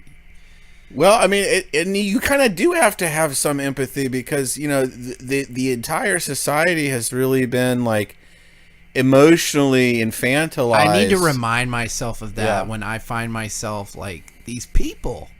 They know not what they do. They know not what they do. I need to tell myself that. Thank you for that, Eric. Yeah. So what are you going to see? You're going to see what's next. Right now, we're going through a culling or a sifting of the human species on who is going to continue their bloodlines into this digital, you know, utopia, and the people that can't. And that's so they're like that lady is self-destructing. So more and more people are self-destructing. It's just it's a feature, not a bug, perhaps, of this totalitarian world order that we're in. Yeah. On that note, sorry, Eric, go ahead. Yeah, I mean, there are a part of the human population that are thriving in this social engineering. Just like any prison system, you're going to have the prisoners who decide to follow the rules and, you know, kiss ass, and so they're producing the type of obedient. Yeah. You know, Bernie Madoff actually was in prison before he died, just down the road from me here in Butner, North Carolina. And he had, before he died, a monopoly on Swiss Miss hot chocolate. so how did he do that? In the prison. In the prison. He was the hot chocolate hustler. Yeah. Yeah. Once you're working in the big club, the rules that we operate by are not there. They're operating in a completely different system. Oh, absolutely. I mean, we've argued for a long time here on ZNN that it's really a gift economy for the uber elite, and it's a brass knuckles survivalist prison system with a rapidly debasing slave money for everyone else. 100%. Yeah, I mean, the thing that's it's so hard for people to penetrate to the truth is they're projecting empathy. They're projecting legitimacy. They use the Constitution. They're using the Constitution. They're using philanthropy, and people just can't admit it. They can't make their own internal critical decision. And again, that comes back to the wife battered syndrome, right? The Stockholm syndrome. Yeah, they're actually expecting the Bernie Madoff to admit that everything's a scam, or Obama or Trump to say, you know what, everything is corrupt. Yeah. Which is never going to happen. Never. That's the wall. Deny. And I think that deny, and then use the culture machine to propagate any narrative they want, because they know there's a subservient class that will digest whatever information is, because they've co-opted the intelligence community, the intelligence, or the intellectual community through the Rothschilds and the universities. Mm-hmm. Yeah, they've hijacked our doctors, our legal systems, our civic systems, the military. That's right. Very, very well put, Eric. That's exactly right. I mean, and the thing is, it's kind of a perpetual extend and pretend regime, right? It's like they're just kind of running roughshod over all of the disclosures and all the exposés of how bankrupt the entire order really is, but they're just turning the heat up on the boiling frog, right? They're just let's just go for broke. I was just gonna say there's a lot of go for brokeism, and I think that's a good segue to another topic I definitely wanted to bring up when you were on, Eric, and that is my idea about how this election scenario played out. Thinking about what I was seeing on the TV and what was being messaged to me, and what was the strategy. If I put myself in the strategist's shoes, in their shoes, what were they thinking with Kamala? Because in North Carolina, and there's so many different ads and aspects to her campaign that we could dissect, but the one, speaking of dissection, I think is most relevant is the role of abortion in this election cycle was nothing I've ever seen before. In North Carolina, you had local politicians running, Lori Buckhout, all these ads against Mark Robinson, who was running for governor, who was endorsed by Trump, and then there was this big scandal about his internet browsing activity or whatever, and the ads over and over and over and over again were about his comments on abortion.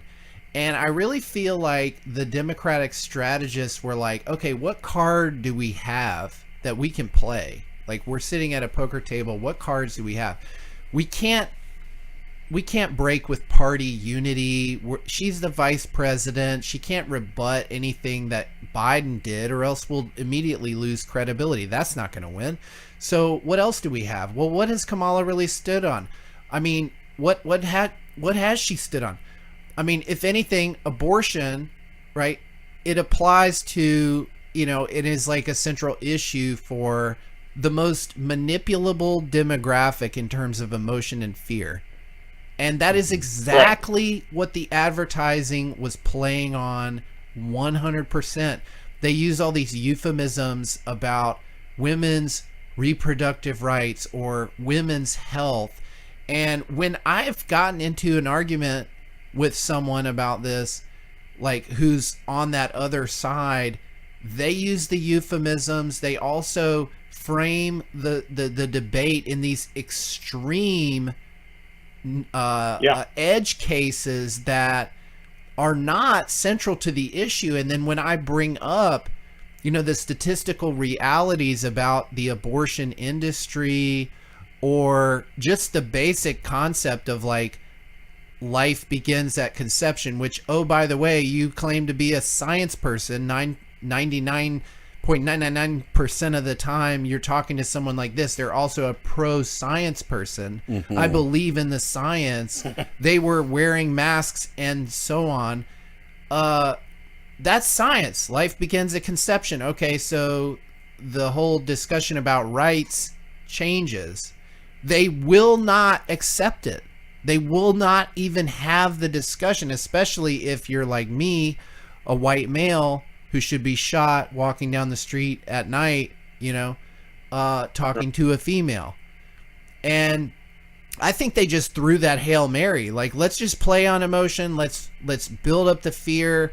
Let's frame it as reproductive rights and women's health services and create a bunch of fucking lies about edge cases that really don't apply to any of the central arguments or statistics around the issue. And then I'm sitting there and I'm sure many women as well are sitting there like, damn, I didn't know abortion was so awesome. Like, it wasn't that long ago Hillary opposed it. Yeah, subconsciously it's empowering, so it kind of helps with this wave of feminism that they've been pushing to disorganize our natural biology with mating and relationships. So, and I think at the end, like, you're go ahead. What's the purpose of like the political landscape? I think it's just entertainment to keep you focused, to keep you believing the greatest show on earth. That's the main agenda. If you step back and look at the narratives between Kamala and Trump, it's almost like it was a written script. So at the end of the day, I think that's what's happening. I think like this one WWF, WWF, and then the one controlling body, the overlords, are, you know, happy, connected to some palantir, right? And we're going to then get interdimensional, and they're using incredible knowledge and sophistication to get us caught up in these little eddies of, you know, abortion or gun rights or immigration, which you can fall into one of those eddies forever. Right. But at the end of the day, the key to freeing your mind is understanding you've been socially engineered with incredible sophistication. And Musk recently inverted the Arthur C. Clarke quote. The Arthur C. Clarke quote was, any sufficiently advanced technology is indistinguishable from magic. And Musk recently inverted that and said any sufficiently advanced technology or any sufficiently advanced magic is indistinguishable from technology. So it's almost like it's like a soft reveal of like we are controlled by pseudoscientific charlatans that have such incredible instruments of deception that it just boggles the average person's mind, and it's easier to just swallow the shibboleths and swallow the euphemisms and appeal to authority and delegate your consciousness to manufactured consensus and just kind of basically give up intellectually. And and you know what? I mean, I can understand why people do that. Again, they know not what they do. Right. It's just it is for an individual to survive this crucible, or whatever you want to call it, is it takes something. It's something extraordinary. So it's not easy by any means. If I didn't have my spirituality, I wouldn't be able to do it. I invest in my spirit, because I know the physicality is limited. It's just, that's not the center of power. The center of power is in my spirit. But the problem with the spiritual road is you have to live through faith, which the intellectual, physical mind can't do. Very difficult. Yeah, and faith has been this very, bludgeoned term since the whole, Masonic astroturfed Enlightenment period. The main attack, you would attack that main fulcrum, leverage point. But it really, if you go back to the Greek root of pistis, which is really just kind of surrendering to a higher wisdom that you yourself may not have a full comprehension or a full grasp of, but nevertheless, it's basically a consciousness necessity. It's a necessary leap towards wisdom, right? And, absolutely, I agree with you 100%.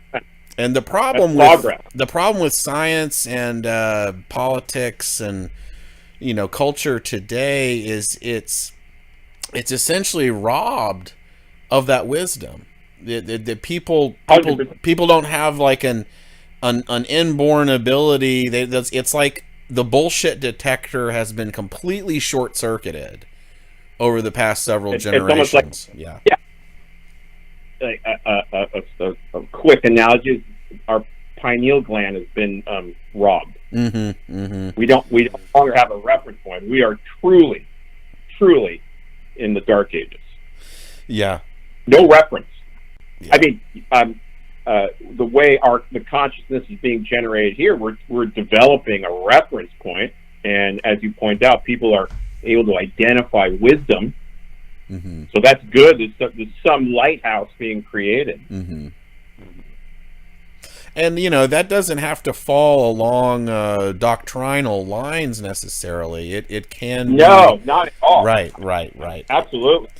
Yeah. You have to have an individual comprehension of that which is beyond your scale of reckoning and your pattern of existence. And it's just all too easy for people to get pigeonholed and myopically arrested in these, this kind of feedback loop of, oh well, the stuff that I don't want to think about might as well not exist because I just prefer the programming and the illusory back padding and the Decepticon genuflection process, and ignorant. It's like a willful ignorance, false certainty syndrome or something that has really been cast over the mind of man for so long. And some people might point to increased skepticism towards the Psi establishment as maybe one positive development in this age of kind of renewed or kind of neo-skepticism about what constitutes power, how social engineering is made real. These kind of topics of discussion refer to, I think, a broader scientific revolution around like epistemology and what really is knowledge and how is knowledge distinct from wisdom and what forms of wisdom are really necessary going forward in this technotronic system. And again, those are not like that's under the assumption that people have time to think on these things. Exactly. That's why we're always in crisis mode. That's the producing crisis mode is like the fuel, the herding, the whip to the herd to get us going. So we don't actually have time. Right. We don't have any Socratic time to like spend and think on these things, or create models with this type of dialogue.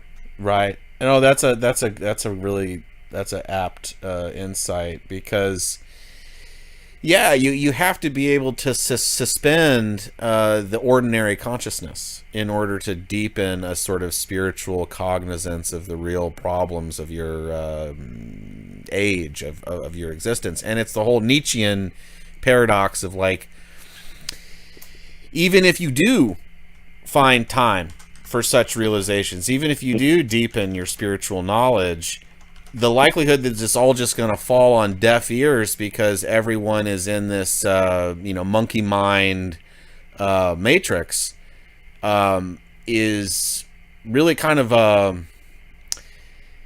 it's sort of a sad admission, because people prefer the illusion, people prefer the lie. And it's like that whole quote from Game of Thrones, where I think it's Sansa Stark, who's talking with Tyrion Lannister, and she basically says that, the truth is boring.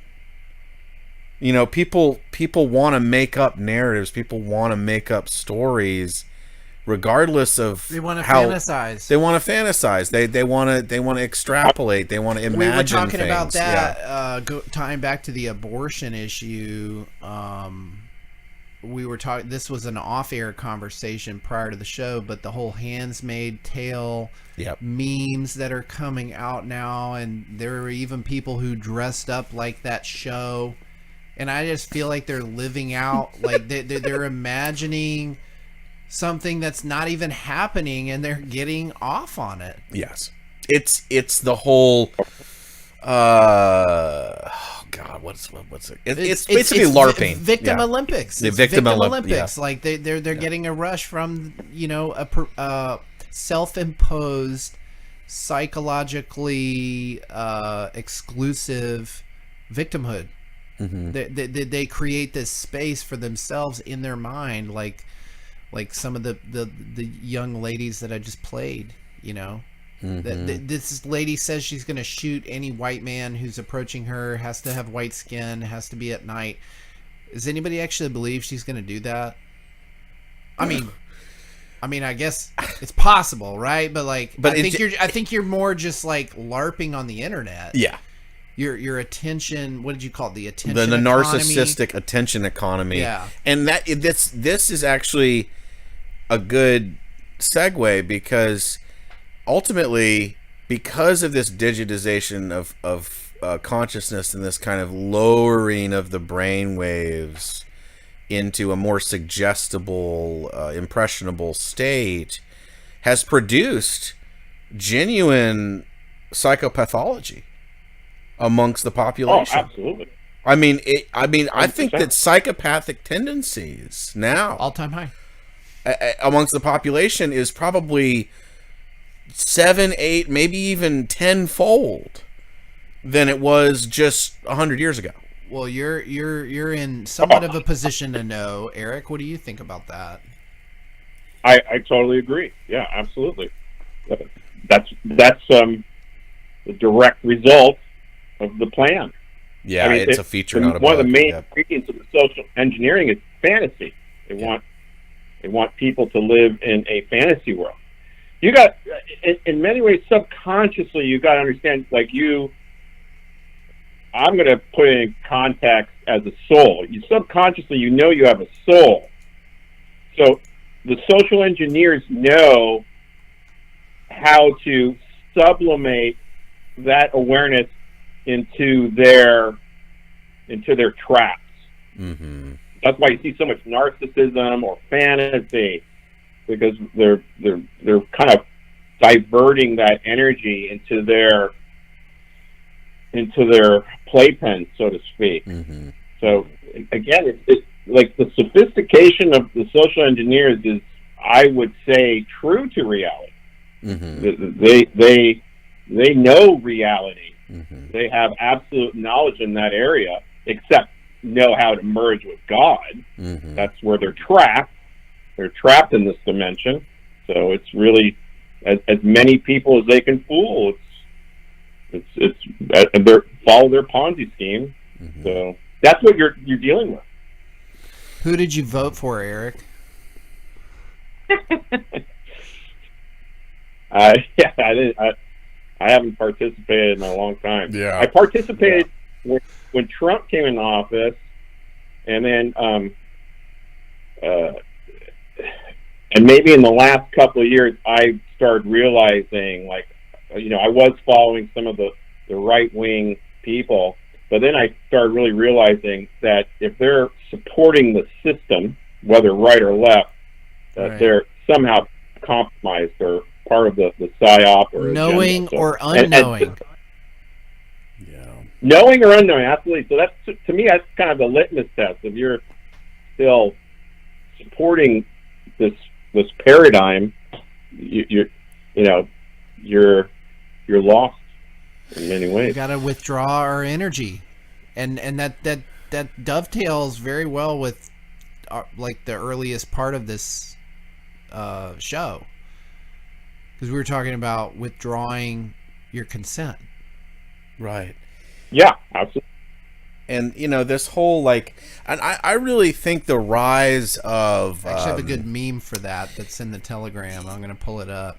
Modern day bread and circuses, right? The not just watching sports, but now like people financially being entirely dependent on parlays and betting in the sports games and stuff, and encouraging this consciousness investment in what is ultimately just a completely absurd, rigged circus. And magical realm. It is. It's a magical realm in which now there's all kinds of fantasies, fantasy football, right? I mean, it's like right there in the programming, in their own designation of how they're controlling people, is keeping people on this kind of mammon plantation where everything is just reducible to how much bread you can, how many crumbs from the table you can gather up, and that's right. It's sad. It's sad. Yeah. I posted this meme. If you're just listening to the audio, we do have a video component of the show available on YouTube for now, where I pull up clips and stuff that we post in our Telegram and other things, articles. I sent this to my unhinged aunt in our conversation, and it really triggered her hard. But it's a meme I came across on Instagram, and it's got Dwayne Johnson, The Rock. I don't even know what movie this is from, but I can't remember. It's like a comic book kind of thing, and it says, who's going to win the 2024 election? And then this this girl who's all distressed in the back of the car he's driving says, the government. And he's just looking back like, because that's how I see it, is like, whoever wins or loses, like the system wins, basically. The manufactured consensus around officialdom continues to reign. Right. Yeah. And the consent of the governed, right? Like, okay, it's ruled by majority. It's the tyranny of the majority, basically. Right. It's that paradigm we talked about earlier, where you put a chink in the armor of the broader multifactorial deception that's happening. And you can't, like, there's no safe territory. Like, any one issue that you put a chink in, you these walls get drawn up. So like, if you're presenting an idea like this, well, what if the two-party system and voting doesn't actually affect the change, well, then all this other stuff could be suspect. Is suspect. And I can't. Right. I won't. That's when they shut down. The cognitive dissonance sets in. Yep. And all the rationalizations the of Stockholm syndrome. That's just blackpilling. Right. We can't think any bad thoughts because we're just going to become a hot mess. Right. Well, yeah. If fluoride's bad, but I thought it was one of the top, 10 public health achievements of the last 100 years. What do you mean? What about all the other ones? If that's not true, yeah. Are you telling me that the vaccine for COVID was deleterious to my health? Like, what? Wait, are you telling me that the hallowed white coats that wear a butcher's uniform aren't actually as smart as they pretend they are? This is the slippery slope of conspiracy theory, and I think now the conspiracy theorist moniker at some point is going to have to go, because people on both sides, like the Democrats who like to use that as a pejorative are themselves conspiracy theorists when they, for example, the Russian collusion, blah, blah, blah, blah, blah.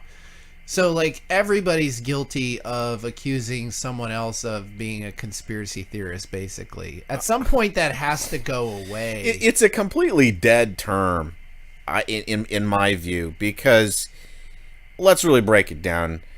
Conspiracy, in its most basic etymological sense of the word, means to breathe as one, or to breathe together. Organization is impossible without conspiracy. You couldn't have a company. You couldn't have an plumbing. You couldn't have an LLC without a conspiracy. You couldn't have any basic infrastructure without people conspiring to organize towards a specific end. So this pejorativization and this stigmatization of conspiracy as necessarily being some kind of outlandish and crazy thing to resort to is just dead on arrival, because there's too much evidence to show calculated conflict of interest, willful misconduct, and just straight up profiteering off of deception. Okay? There's too much evidence in that camp to just hand wave away skepticism or criticism or cynicism around an existing narrative or an existing explanation. Let's call it deception-tearing. Yes, it is basically, Decepticon. Deception-tearing. The deception-tearing. And, that's where a lot of the cognitive dissonance comes in. Like, oh, well, not everything they say is a lie. We've heard that one before. Let me hold my blankie for a minute. Yeah, let me suck my thumb and curl up in the corner and drink mama's milk. It's pathetic. It's basically anti-intellectual kind of snowflake stuff that, again, people have been engineered to just give into that cognitive dissonance as though it's some kind of rationality, and it's not. On that note, I want to play a couple minutes, Eric, and get your thoughts on the discussion in this clip as well.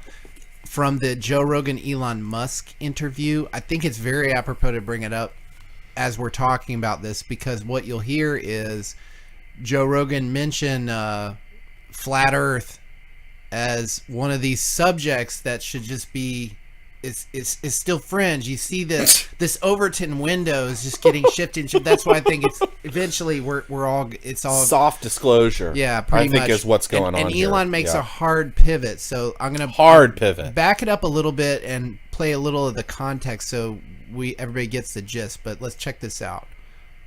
During mating, so like one female is just running away. Like, I have squirrels in my backyard. I watch it all the time. One female apparently goes in a park. Which is mega squirrel. Yeah. Like the fucking squirrel has an ideology. It's a cute little fluffy squirrel. Exactly. Well, it's a nice symbol, because most like reasonable, compassionate people think that's terrible, and most people who have pets think it's terrible.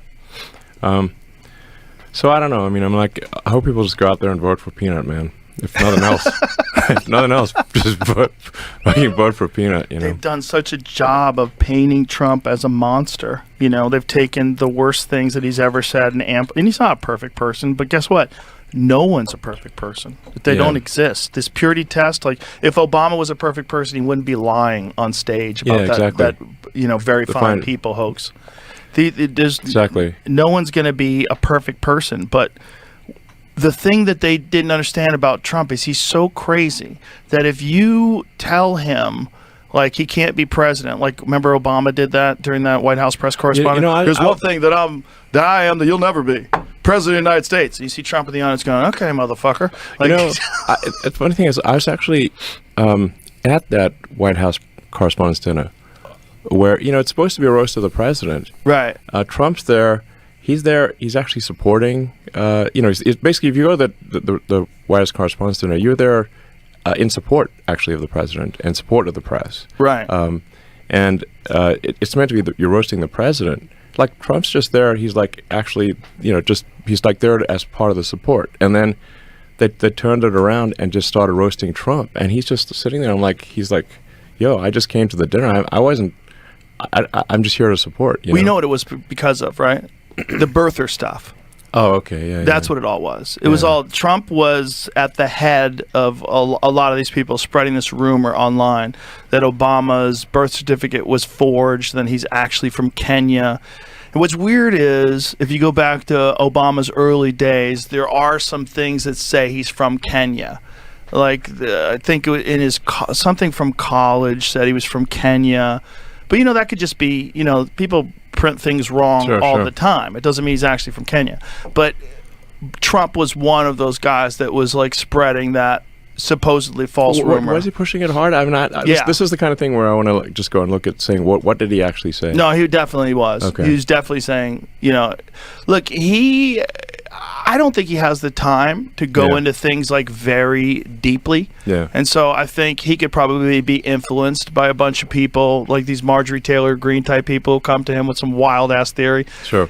He might be, and I think there's a lot of that stuff that gets fed to people on purpose so that they'll say incorrect things so that they're easy to dismiss. Sure. And I think there's also a lot of people that just make shit up, and they tell you the Earth is flat, and then a bunch of people watch a YouTube video and they believe it.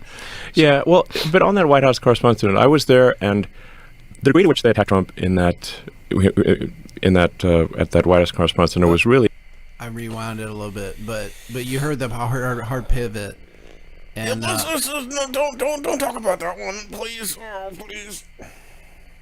Let's go back to talking about the Correspondents' Dinner, please.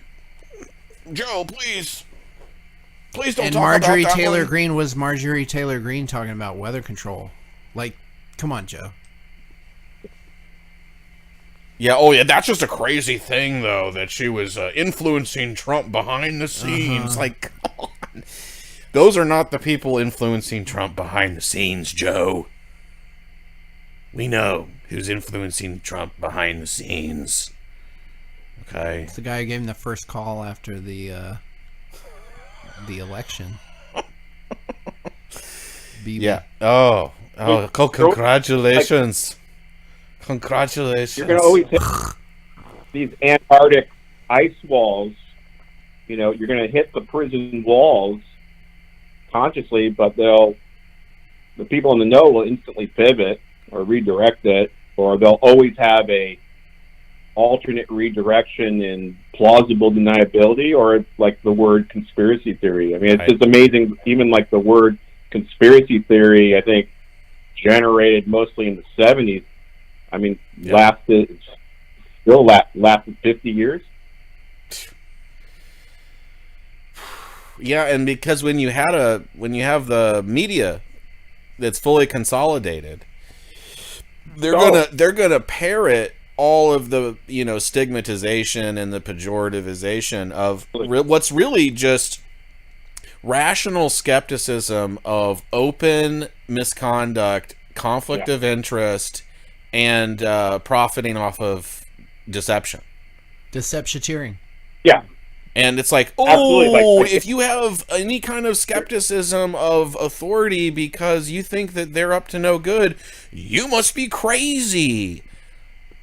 Like, wait, what? Right. You're the one that's crazy that's just ignoring all of the evidence that they do. Right. And that's how they operate, is by deceiving you on levels that you don't even want to imagine. Right, this fulcrum you're identifying is enough evidence of social engineering and Stockholm Syndrome. Yeah. It's very, again, knowledge is power. So if you understand, you understand the actual prison system, and where there's certain weak points in keeping the illusion alive, you can easily direct people. It's not hard at all. No, it's not, and it's increasingly easy, but it's like the age-old adage, you can lead a horse to water, but you can't make it drink. And I think that's the real crux where we are right now as a society, is that it's all out in the open. All of the reason to withdraw your consent, and all of the reason to mistrust everything that's gone on, all the narratives from history to science to religion, all of it. It's just too much for people to handle, and they just shut down, and that's a feature, not a bug. Well, like your news broadcast, in a subconscious way, is you're presenting contractual informed consent. Right. So that all these bubbles of consciousness are giving the populace informed consent for when they pass.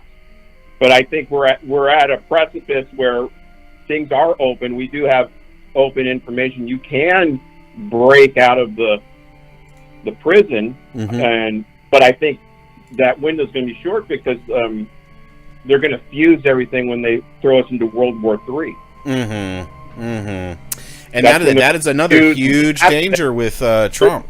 Huge danger. Yeah. I mean, 100%. They're going to fuse and catalyze their digital infrastructure. They're going to get. They want Neuralink and everybody. Yep.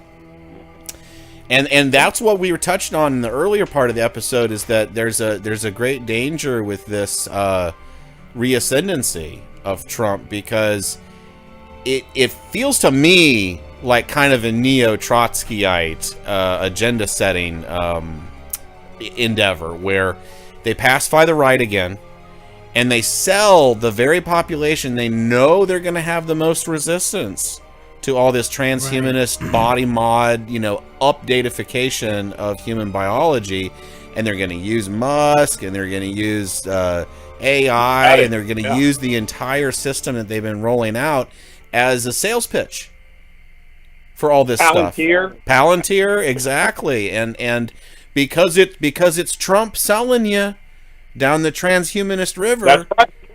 People are just going to be, this is going to improve lives. It's actually an argument against voting, because you're basically informing the government of which line of propaganda you're most susceptible to. Precisely. And they have the ability to buy all the demographic data. All of it. That any big tech company would sell. Five Eyes, intelligence, no anonymity. They can do a psychological profile on you in a matter of minutes. Yeah. There's no autonomy.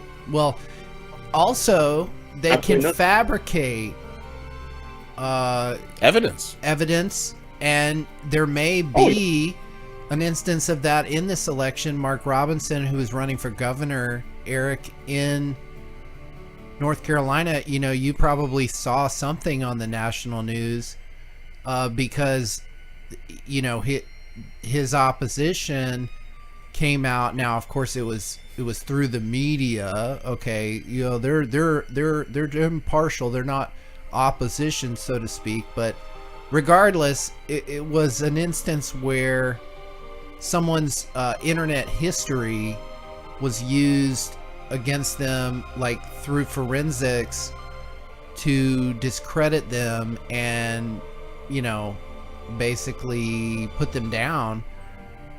His frequenting of some porn website and making some comment on some message board, and they tied it back to his email address. Now he's suing CNN, blah blah blah. But people need to keep in mind that, especially in the age of AI, how with the surveillanceification that's happened, you've got that huge data center that that came out with Snowden, is basically cataloging everything, surveilling everything.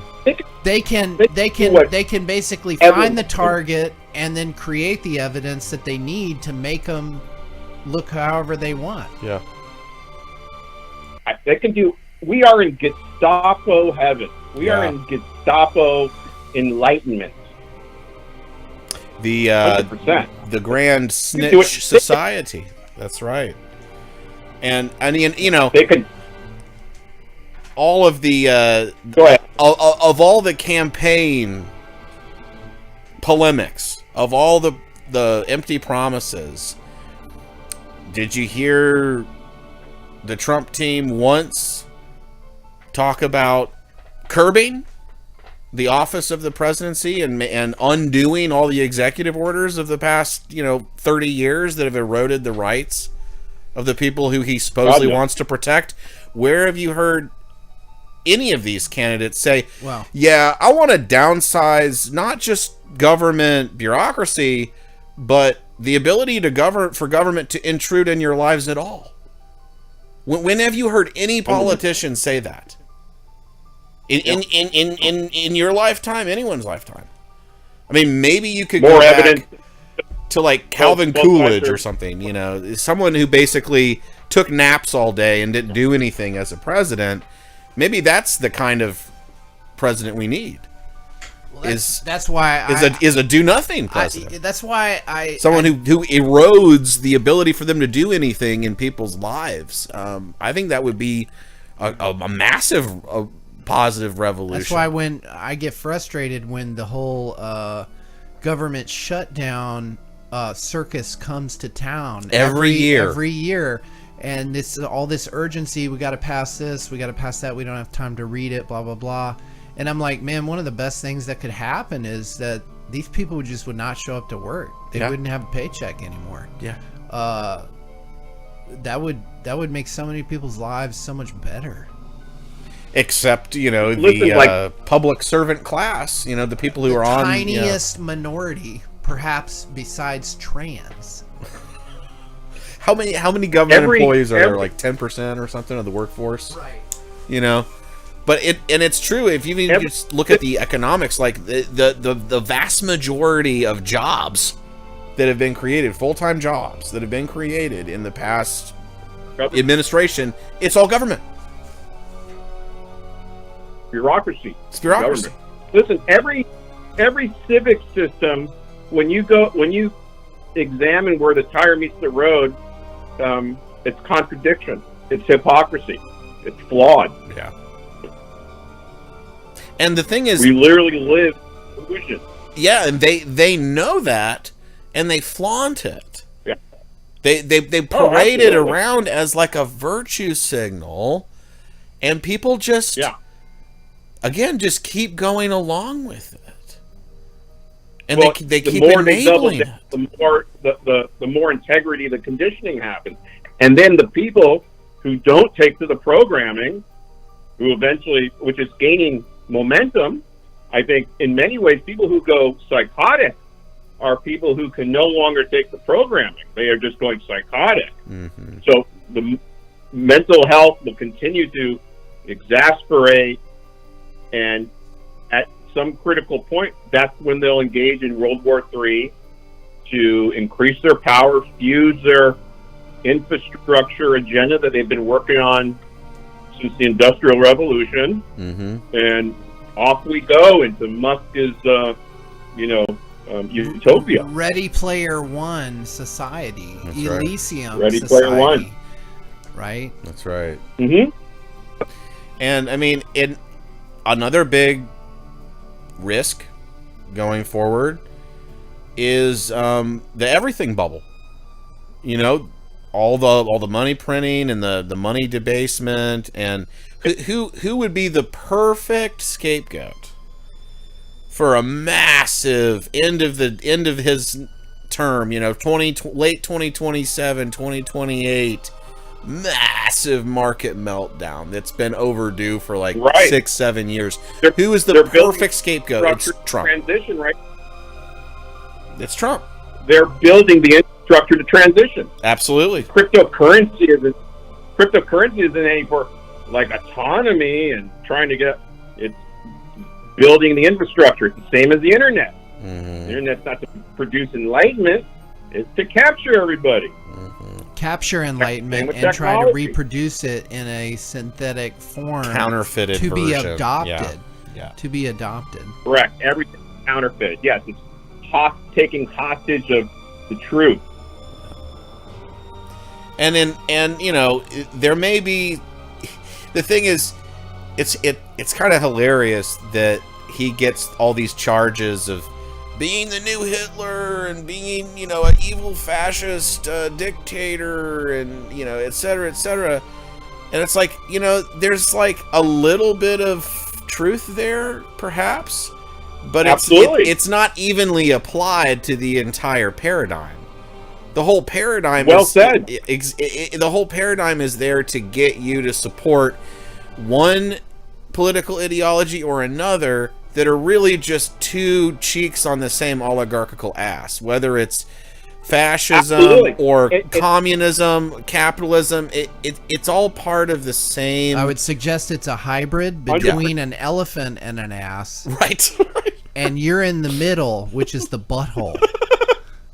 Exactly. And, like the Nazi thing to Trump is it's subconsciously giving him legitimacy. Right. Like it's basically consent, right? And then it's to aggravate the other side because they want aggravation, they want radicalism. Yes. They want as much chaos as possible so they can produce order. That's why when World War III happens and they lay down the order, everyone's going to be, thank God this is happening.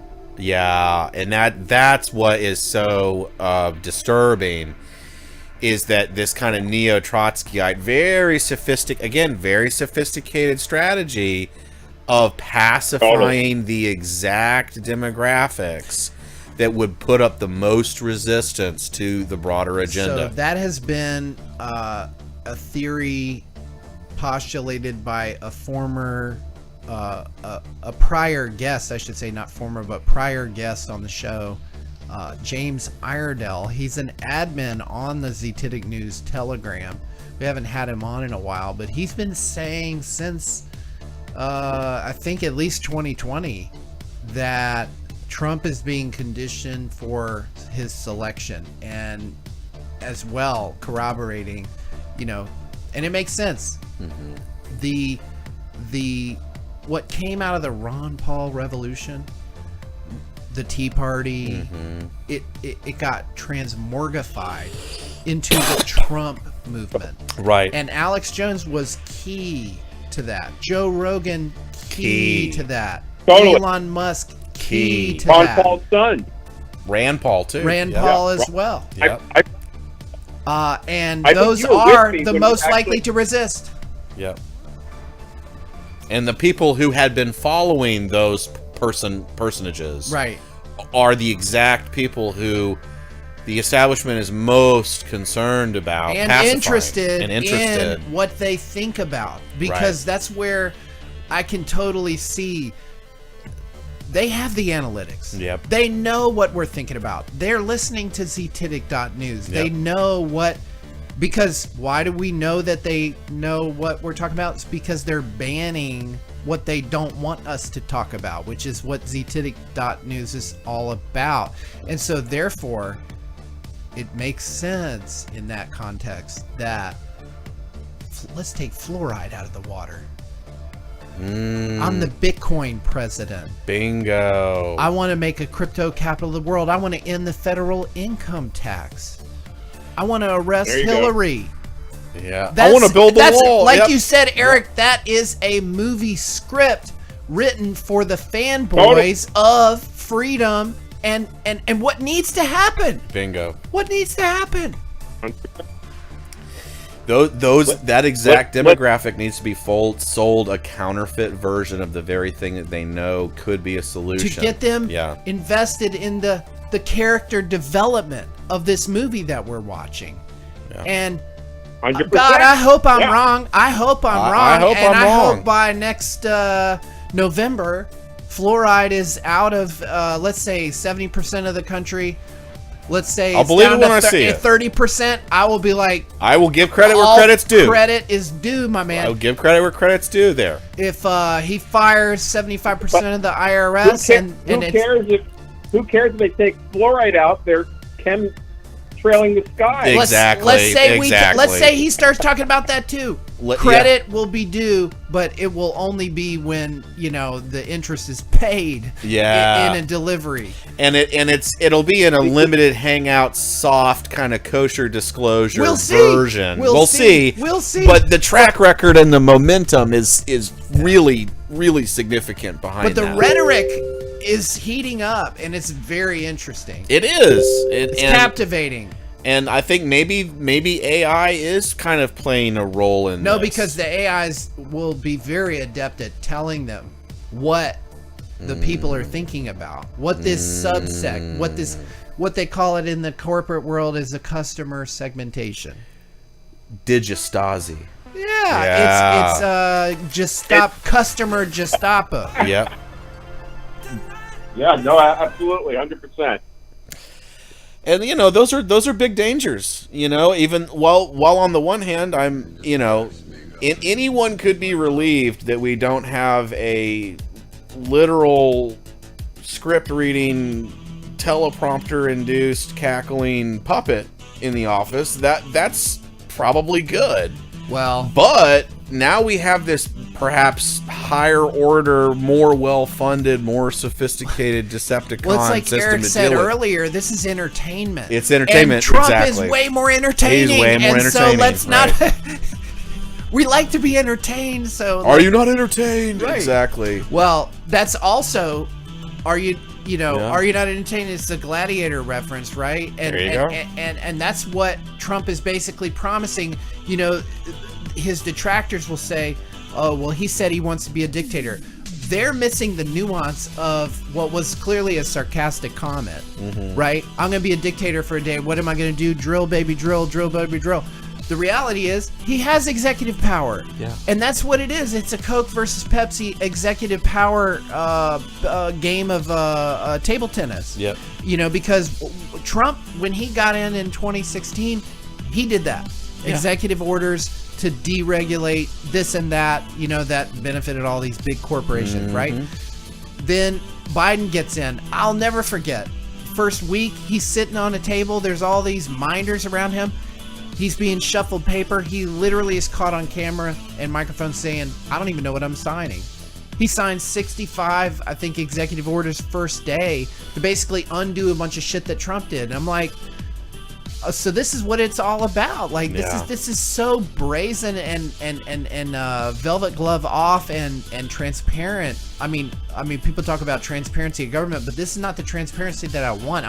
I'm seeing the gears of whole hog corruption and total abuse of executive power. Like, people should be questioning executive power. Like, people want to talk about dictator this, dictator that. It's not the man, it's the office. Right. It's the office. And it's the entire edifice and the programming language of people just accepting the status quo as that which has to be maintained in some form or another. That's the system. Yeah. That's the system that we're in. Well, it's natural and spontaneous. There's no like conspiracy manipulated. It's just all natural. Well, and it's the whole H.G. Wells form of conspiracy where it's out in the open. It's so flagrant. It's pushed in your face. There's not really a whole lot of need to have. I mean, it's not to say that there aren't clandestine operations that are kept away from public view. There certainly are, but I would say the vast bulk of the corruption and the perfidy and the malfeasance is just so flagrant and in people's face at this point that we become anesthetized to it.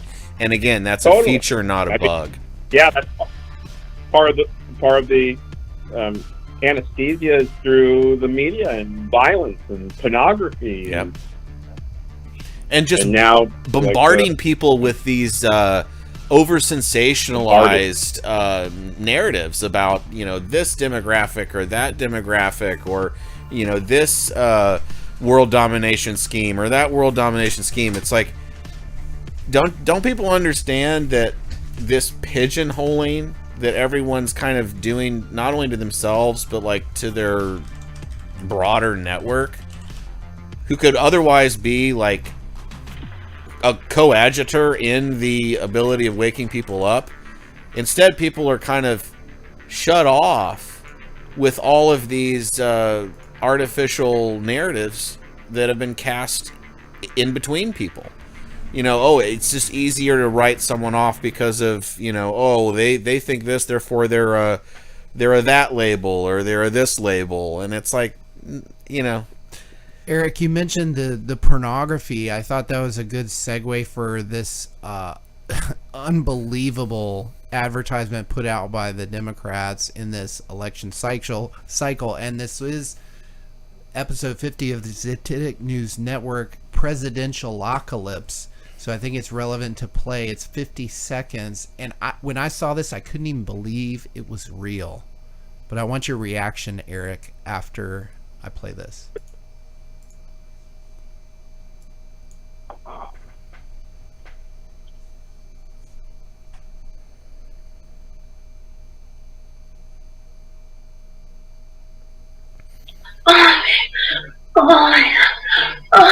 Oh! Sorry, you can't do that. What the hell, man? How'd you get in here? I'm your Republican congressman. Now that we're in charge, we're banning porn nationwide. You can't tell me what to do. Get out of my bedroom, you creep! I won the last election, so it's my decision. I'm just gonna watch and make sure you don't finish illegally.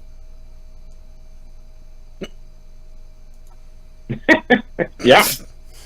That was real. God. Yeah, absolutely.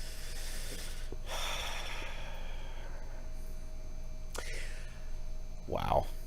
I mean, the bottom of the barrel can't be scraped harder, you know. We're getting splinters it's now. Like it's the abortion thing. Like we're good. Like a part of government is going to take hostage of your body in that sense to produce a trigger, a reflexive survival instinct. Mm-hmm. Yeah, that's definitely. And in the meantime, they are doing it. Yeah. Right. Covertly.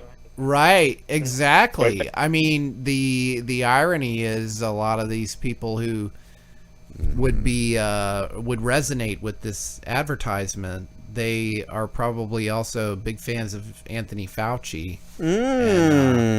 And they should mandate vaccines and stuff like that. You know, the My Body, My Choice people, they're also a lot of mask wearing type people. Yeah, and petty code enforcement. Yeah. Mm-hmm. Well, yeah, and fascism within, but when it's legitimized in the environment, how easily it comes out.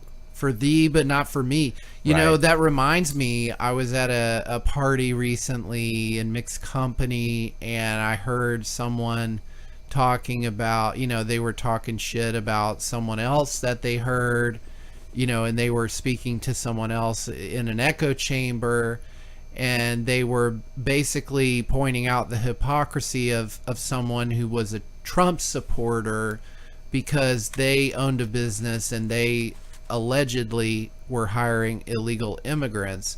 And it was like, for me, but not for thee. And that was like the point, you know, of the punchline. Like, look, they're hypocrites because they support Trump, but they hire illegal immigrants, you know. And I'm thinking, so are you saying that they should endorse illegal immigration? Like that's the answer? Yeah, I guess the idea there is, oh, how can they be against it if they're exploiting it like all of our fully progressive corporations love to as well?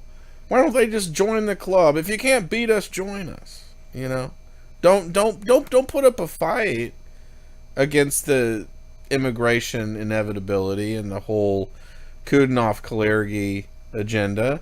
Just to embrace it. And, you know, look how little he actually did. Why don't you vote for somebody who's pro illegal immigration and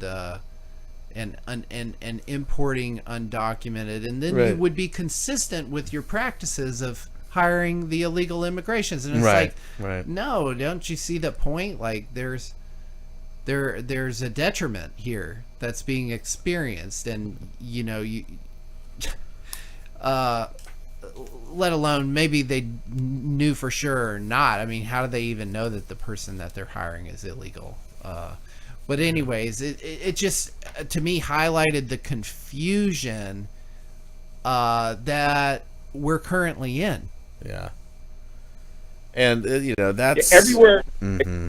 system you go into, every idea that you go into that's within the system, when you get down to the baseline, there's going to be contradiction. There, you're going to hit an Antarctic ice wall, or you're going to hit the Truman the firmament. Dome. Right, Truman Dome. And then wait till Fauci 2 comes around. I mean, they've been keeping that system nice and hot. I think that you really got some 12 monkeys in South Carolina now, so they're keeping that hot. It was like 43. That's a nice cattle prod. Yeah. And you know what they're saying about those monkeys? I just saw it as I was eating dinner. There's no risk of transmission of disease. Oh, wow. When they say that, that's not a good sign. Right? That's not a good sign. Well, because they already tried to do a soft rollout of the whole Mpox thing. Right. And then also now with the whole bird flu stuff in the pig population. Oh, when... Dude, look at this. 43, Eric. In South Carolina, by the way. I'm sure they can probably travel 50 miles a day. And just hop on the back of a truck. Yeah, so that's just another cattle prod that they have for us. Look, they are not... Again, like... Look at this. Yeah. Are you watching, Eric? No, I'm just on the phone. Okay, cool. But I've got on screen 43 monkeys escaped from a South Carolina medical lab. Police say there's no danger. Yeah. And then they say, quote, they are not infected with any disease whatsoever. They are harmless and a little skittish. Wait a second. What was the movie 12 Monkeys? Right. Wait, what's 4 times 3? Let's pull it up. Oh, man. Oh, no. 12... do y'all remember the movie 12 Monkeys? Yes, with Brad Pitt, right? Wow. Are they... See, I feel like they drop these breadcrumbs in the media, presaging the very thing that they're trying to ramp up. And absolutely 43. Okay, what's 4 times 3? That's 12. That's an overt kind of a cryptic numerological reference to that viral breakout movie. Wasn't that David Fincher who did that movie? I want to say that's a David Fincher. No, that's the Monty Python guy, the Gilliam. Oh, you're right. Your 12 Monkeys is Terry Gilliam. You're absolutely right. Terry Gilliam. But that's you're right. They are following some astrological, numerological, system. And so every once in a while you get a synchronization, a quick peak, or a coincidence, of course. But yeah. And because who brought us Operation Warp Speed? Who signed the executive orders for national emergency? Who was able to do that and get all kinds of people who voted for him in line to accept the Trump poke? Yeah. You don't think they're going to try to do it again? They're going to try to do it again under the same guy. When my mom was crying of relief, I had to remind her, Warp Speed. I haven't heard any apologies for all the maiming of the vaccines, which we've talked about, Mom, by the way. Okay, and she's like, I know. I think he's come around because RFK's in his ear, yada yada. I'm like, you're projecting your hope onto a personality who has not delivered anything. What you're talking about. I mean, so just please, seriously. let's not set ourselves up for disappointment. Well, and then look what also I remember writing an article right before the big Cerveza putsch at the beginning of 2020. Trump knocked out that Iranian general. Right. It was tremendous. It was tremendous. And it's like, okay, so it seems like all the stuff that he basically did in his first term is just going to be turned up to 11 this term. Right. So there's going to be more, you know, hot button rhetoric and more outrage and more pearl clutching everywhere across the nation. Meanwhile, they're getting the Federal Reserve to go out the escape hatch, which looks like it's on chart to do that. I mean, we've said for a long time on this show that we think that Bitcoin will, if you see Bitcoin in the high six figures going towards $1 million, the Federal Reserve has gotten through the escape hatch. They may nominally say, "Oh yeah, we don't have Federal Reserve anymore. There's no more IRS. There's no more income tax," and it's at that time that Bitcoin will be this crazy monster option that is the most sophisticated financial surveillance tech that you could possibly imagine. 100%. And yeah, I mean, they won't need a central bank digital currency. Who says that's ever needed? Yeah, and Theta, right? Like, I think Wes Levitt, the head of strategy of Theta Labs, said that they just like basically played spin the bottle to figure out like what to name Theta, and they landed on Theta. Meanwhile, Theta means it's basically a state of brainwave activity where you're dreaming, and you're dreaming in the theta brainwave state. And well, why is that relevant? Well, they're trying to basically be the computational arm of AI and visual media consumption, and basically the backbone of all of the computational power needed for any rendering, whether it be AR, VR, augmented reality, virtual reality, video games, video streaming, AI applications. And so in essence, it's the brainwave of the Matrix in a way. And when you couple that with the crypto aspect, it's all in one punch. It's all in one solution. It's an end-to-end capability. And whether they actually deliver on that or not, you can tell the architects of the future are dreaming this up, and they're building it. And it's going to tie in wearables and telemetry data, telemetrics, machine learning, vector databases, large language models, natural language processing, all of that. Biocomputation. They're trying to replicate the human brain, which is very difficult. Totally. I mean, and the thing is, the brain isn't even the locus of consciousness. No, it's just an antenna. It's the hardware essentially for an energetic force that they really can't replicate. They can't fully harness. They don't fully know the source code, but they're going to try their damnedest to create a counterfeit version of it that will ensnare that source code, at least to a more and more proximate extent. Yeah. The vaccine is to create a synthetic immune system and not exercise our own, or make it so toxic that natural immunity won't work. Right, and just acclimating the population to all these one-size-fits-all interventions for your own good, of course, for the good of the public. That's one population under one system, with one person in control, the eye at the top of the pyramid. And people have relented their thinking on so many levels across so many different topics to the expertocracy that the whole, I think to a great extent, the COVID putsch was one of these social engineering accelerations to see 100%. to see how much people still believe in the expertocratic control grid. It was a beta test. It was a beta test. And unfortunately, I think as a society, we failed.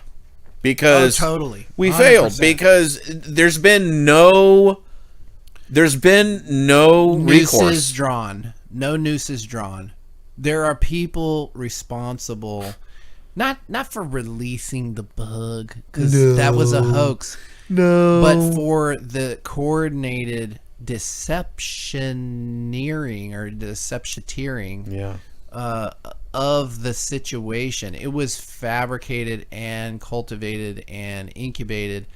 And actually, credits due where credits due. I mean, Joe Rogan and Elon Musk actually gave it a pretty good treaty. They called out the bioweapons program.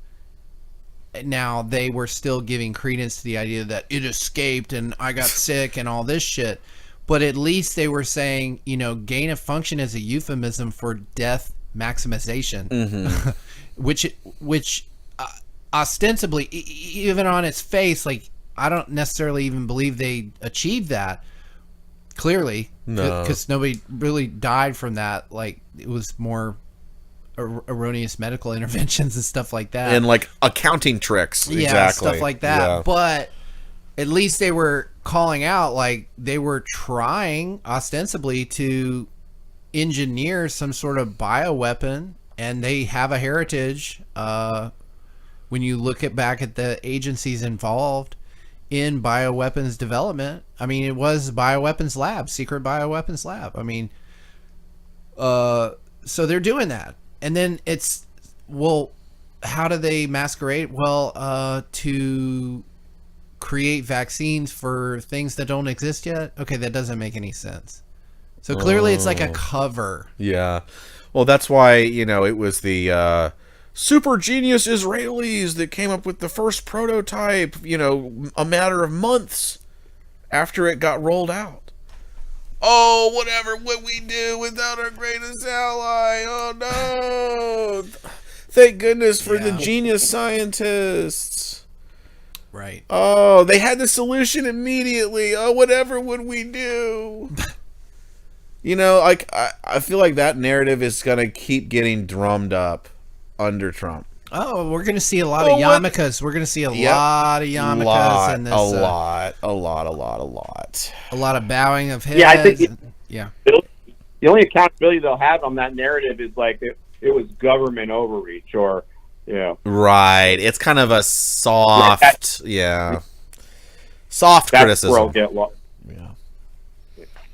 And it's that's the thing about these this sort of demagogue class is today now the new Rachel Maddow's under this new kind of regime is going to be like the Jordan Petersons and the Joe Rogans and stuff, while a lot of the major figurehead mainstream media types kind of continued to slide into irrelevance.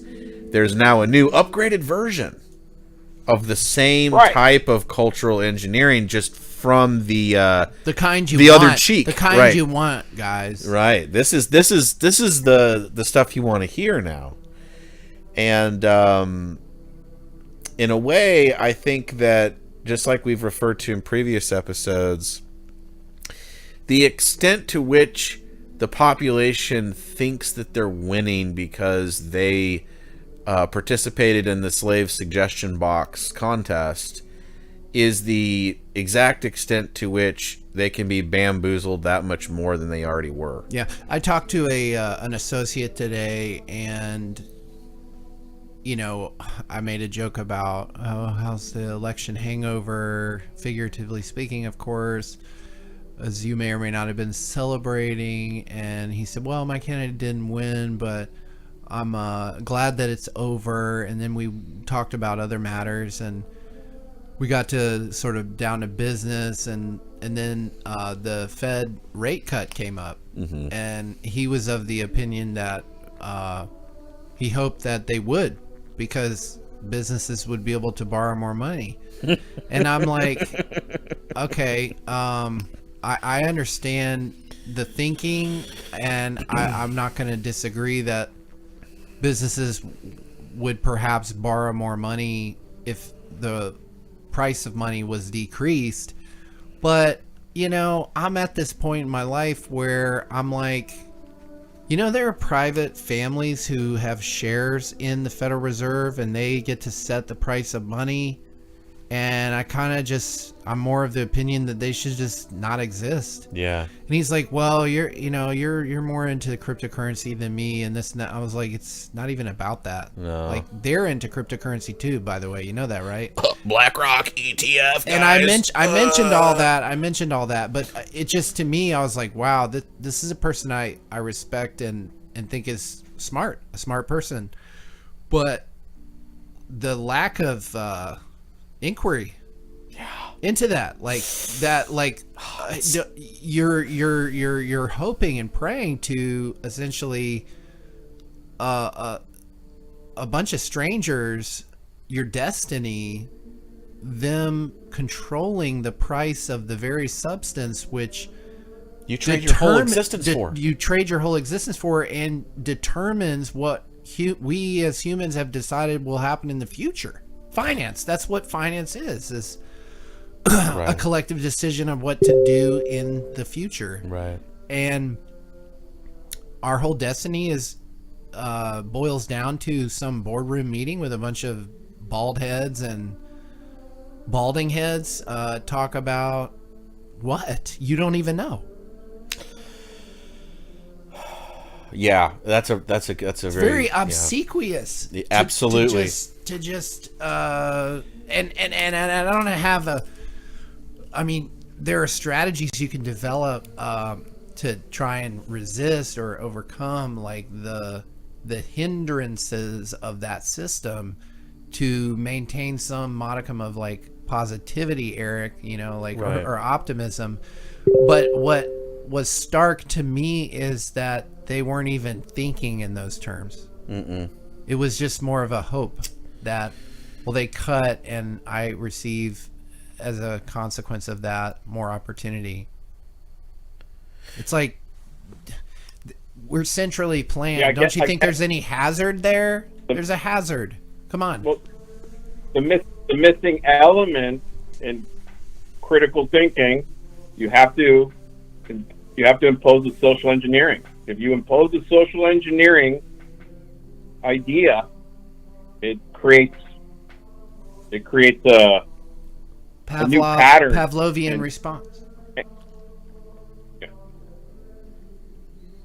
I was just thinking about that the other day, where basically what the paradigm that's been created is the sort of master-slave dialectic writ large, but it's writ large on the cosmological scale, not just on the political scale, not just on the social scale, but our very sense of time and space is a master-slave dialectic.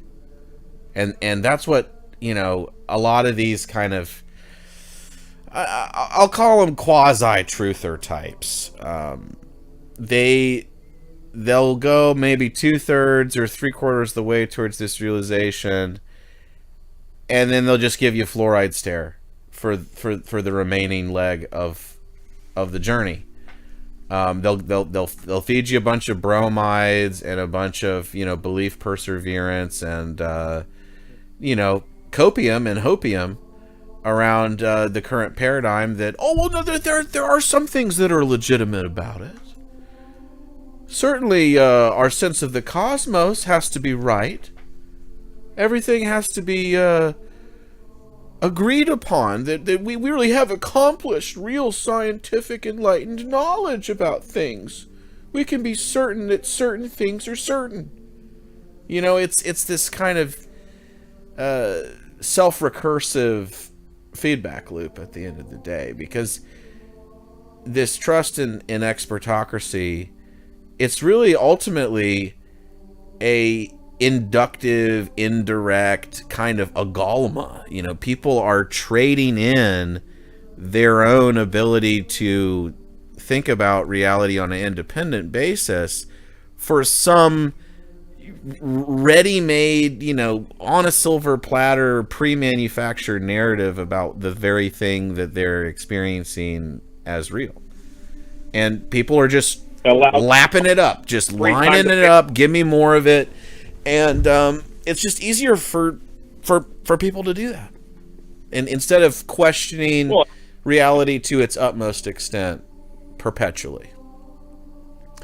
There's too much temptation to do whatever you want to do, and not actually critically think about your own existence.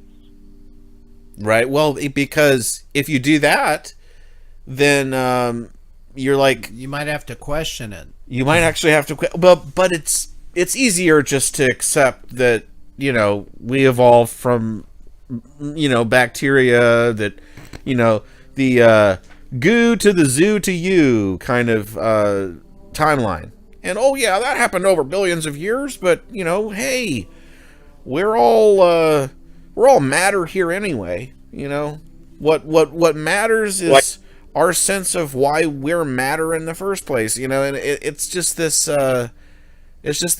slop. Yeah. Yeah, I think this cosmological displacement or existential crisis you're talking about will attain more order once they bring in the extraterrestrial thing. Which they've been greasing the skids on that one for sure for a long time. World War III. Yeah. Create order, fuse their agenda and their infrastructure, and then off to the races they are, because they'll have cosmological order with the extraterrestrials and high technology, and there's peace. Right, and then it'll all be just a very a brand new convenient product, on yet another pre-manufactured silver plate narrative handed to everyone on a platter. Yep, absolutely. And it'll be easy to accept. It'll be easy to accept. You'll have access to your own AI. You have access to high intelligence, to what they want you to know, and it'll be considered a new enlightenment.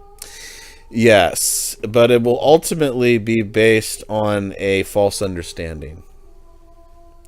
Yeah, absolutely. A sophisticated rendition of irreality. And a synthetic form of Eden. Yeah. A kind of techno-oracleized Eden. Yeah, where the technology becomes a kind of oracle to be worshipped. Yes. Yeah. I had someone say to me today, the best quote they ever heard about politics was, if politicians delivered 10% of what they promised, there would be no need for heaven. I mean, and I'm afraid they might deliver on 10% of what they promise, and it results in Elysium. Yeah. Yeah, absolutely. Exactly. Where the vast majority of people are trying to it's better than what they got. Yeah. Trying to navigate this, hellacious, but it's cyborg. It's better than what they got. Right. So it's heaven to them, but it's not what it could be or what it's supposed to be. Yeah. Oh, you know what? This ad, I'm playing music in the background, which I kind of like. It's very calming and soothing. It also energizes us. Is this literally an ad that just popped up? Oh my god! So I'm gonna play this, and then we're probably gonna have to talk about it, and then end the show. But this ad just popped up because I'm playing like a 12-hour compilation of classical music. But anyways. Universe, black holes, the Big Bang, time travel, God. What I'm going to do in this class is teach you how to think, so you can turn data into information, information into knowledge, knowledge into wisdom. The good thing about science is that it's true whether or not you believe in it. What does it mean to be skeptical? What does it mean to be convinced by data? I will equip you to not only find objective truths, but then communicate to others how to get there. The less connected you are to what is objectively true, the less likely you will be able to make decisions that will benefit your life, the life of your family, and even civilization itself. I'm Neil deGrasse Tyson, and this is Masterclass.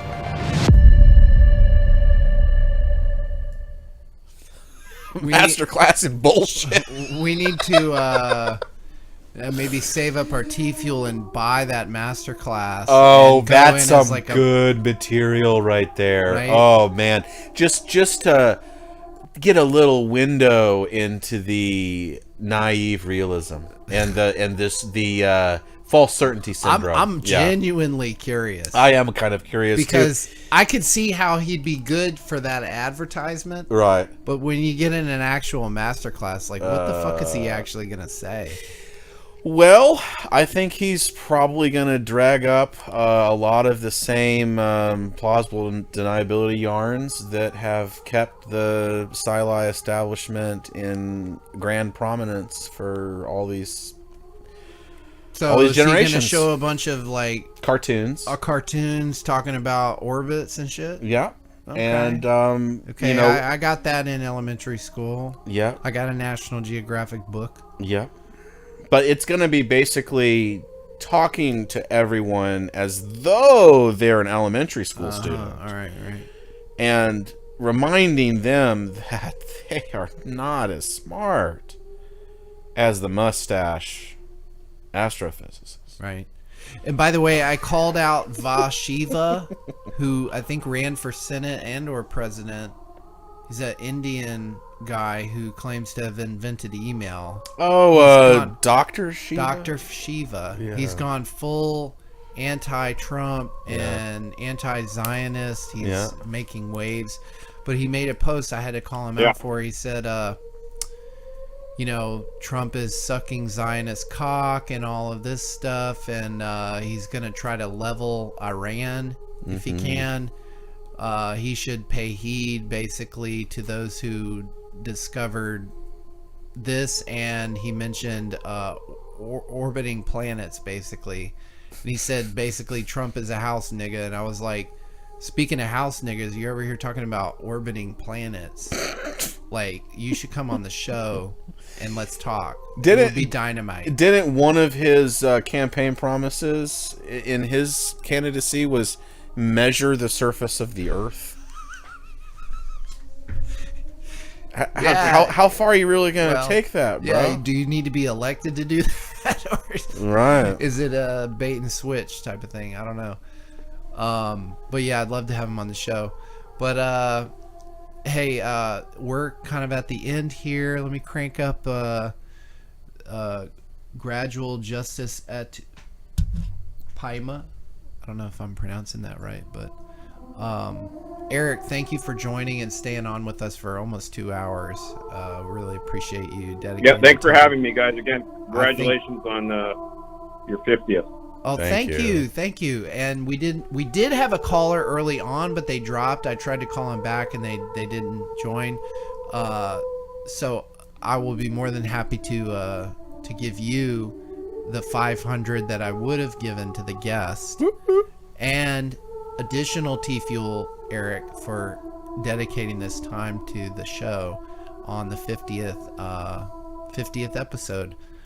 If you're interested in redeeming that, if you don't want the surveillance crypto tech to even touch your wallet, maybe I can get you a Starbucks gift card or something. But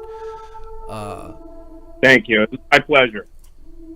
Hey, it was an awesome time. We'd love to do it more frequently, honestly. For sure. If you're up for it.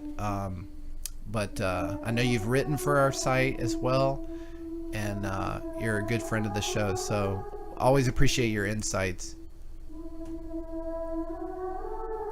Awesome. God bless, guys.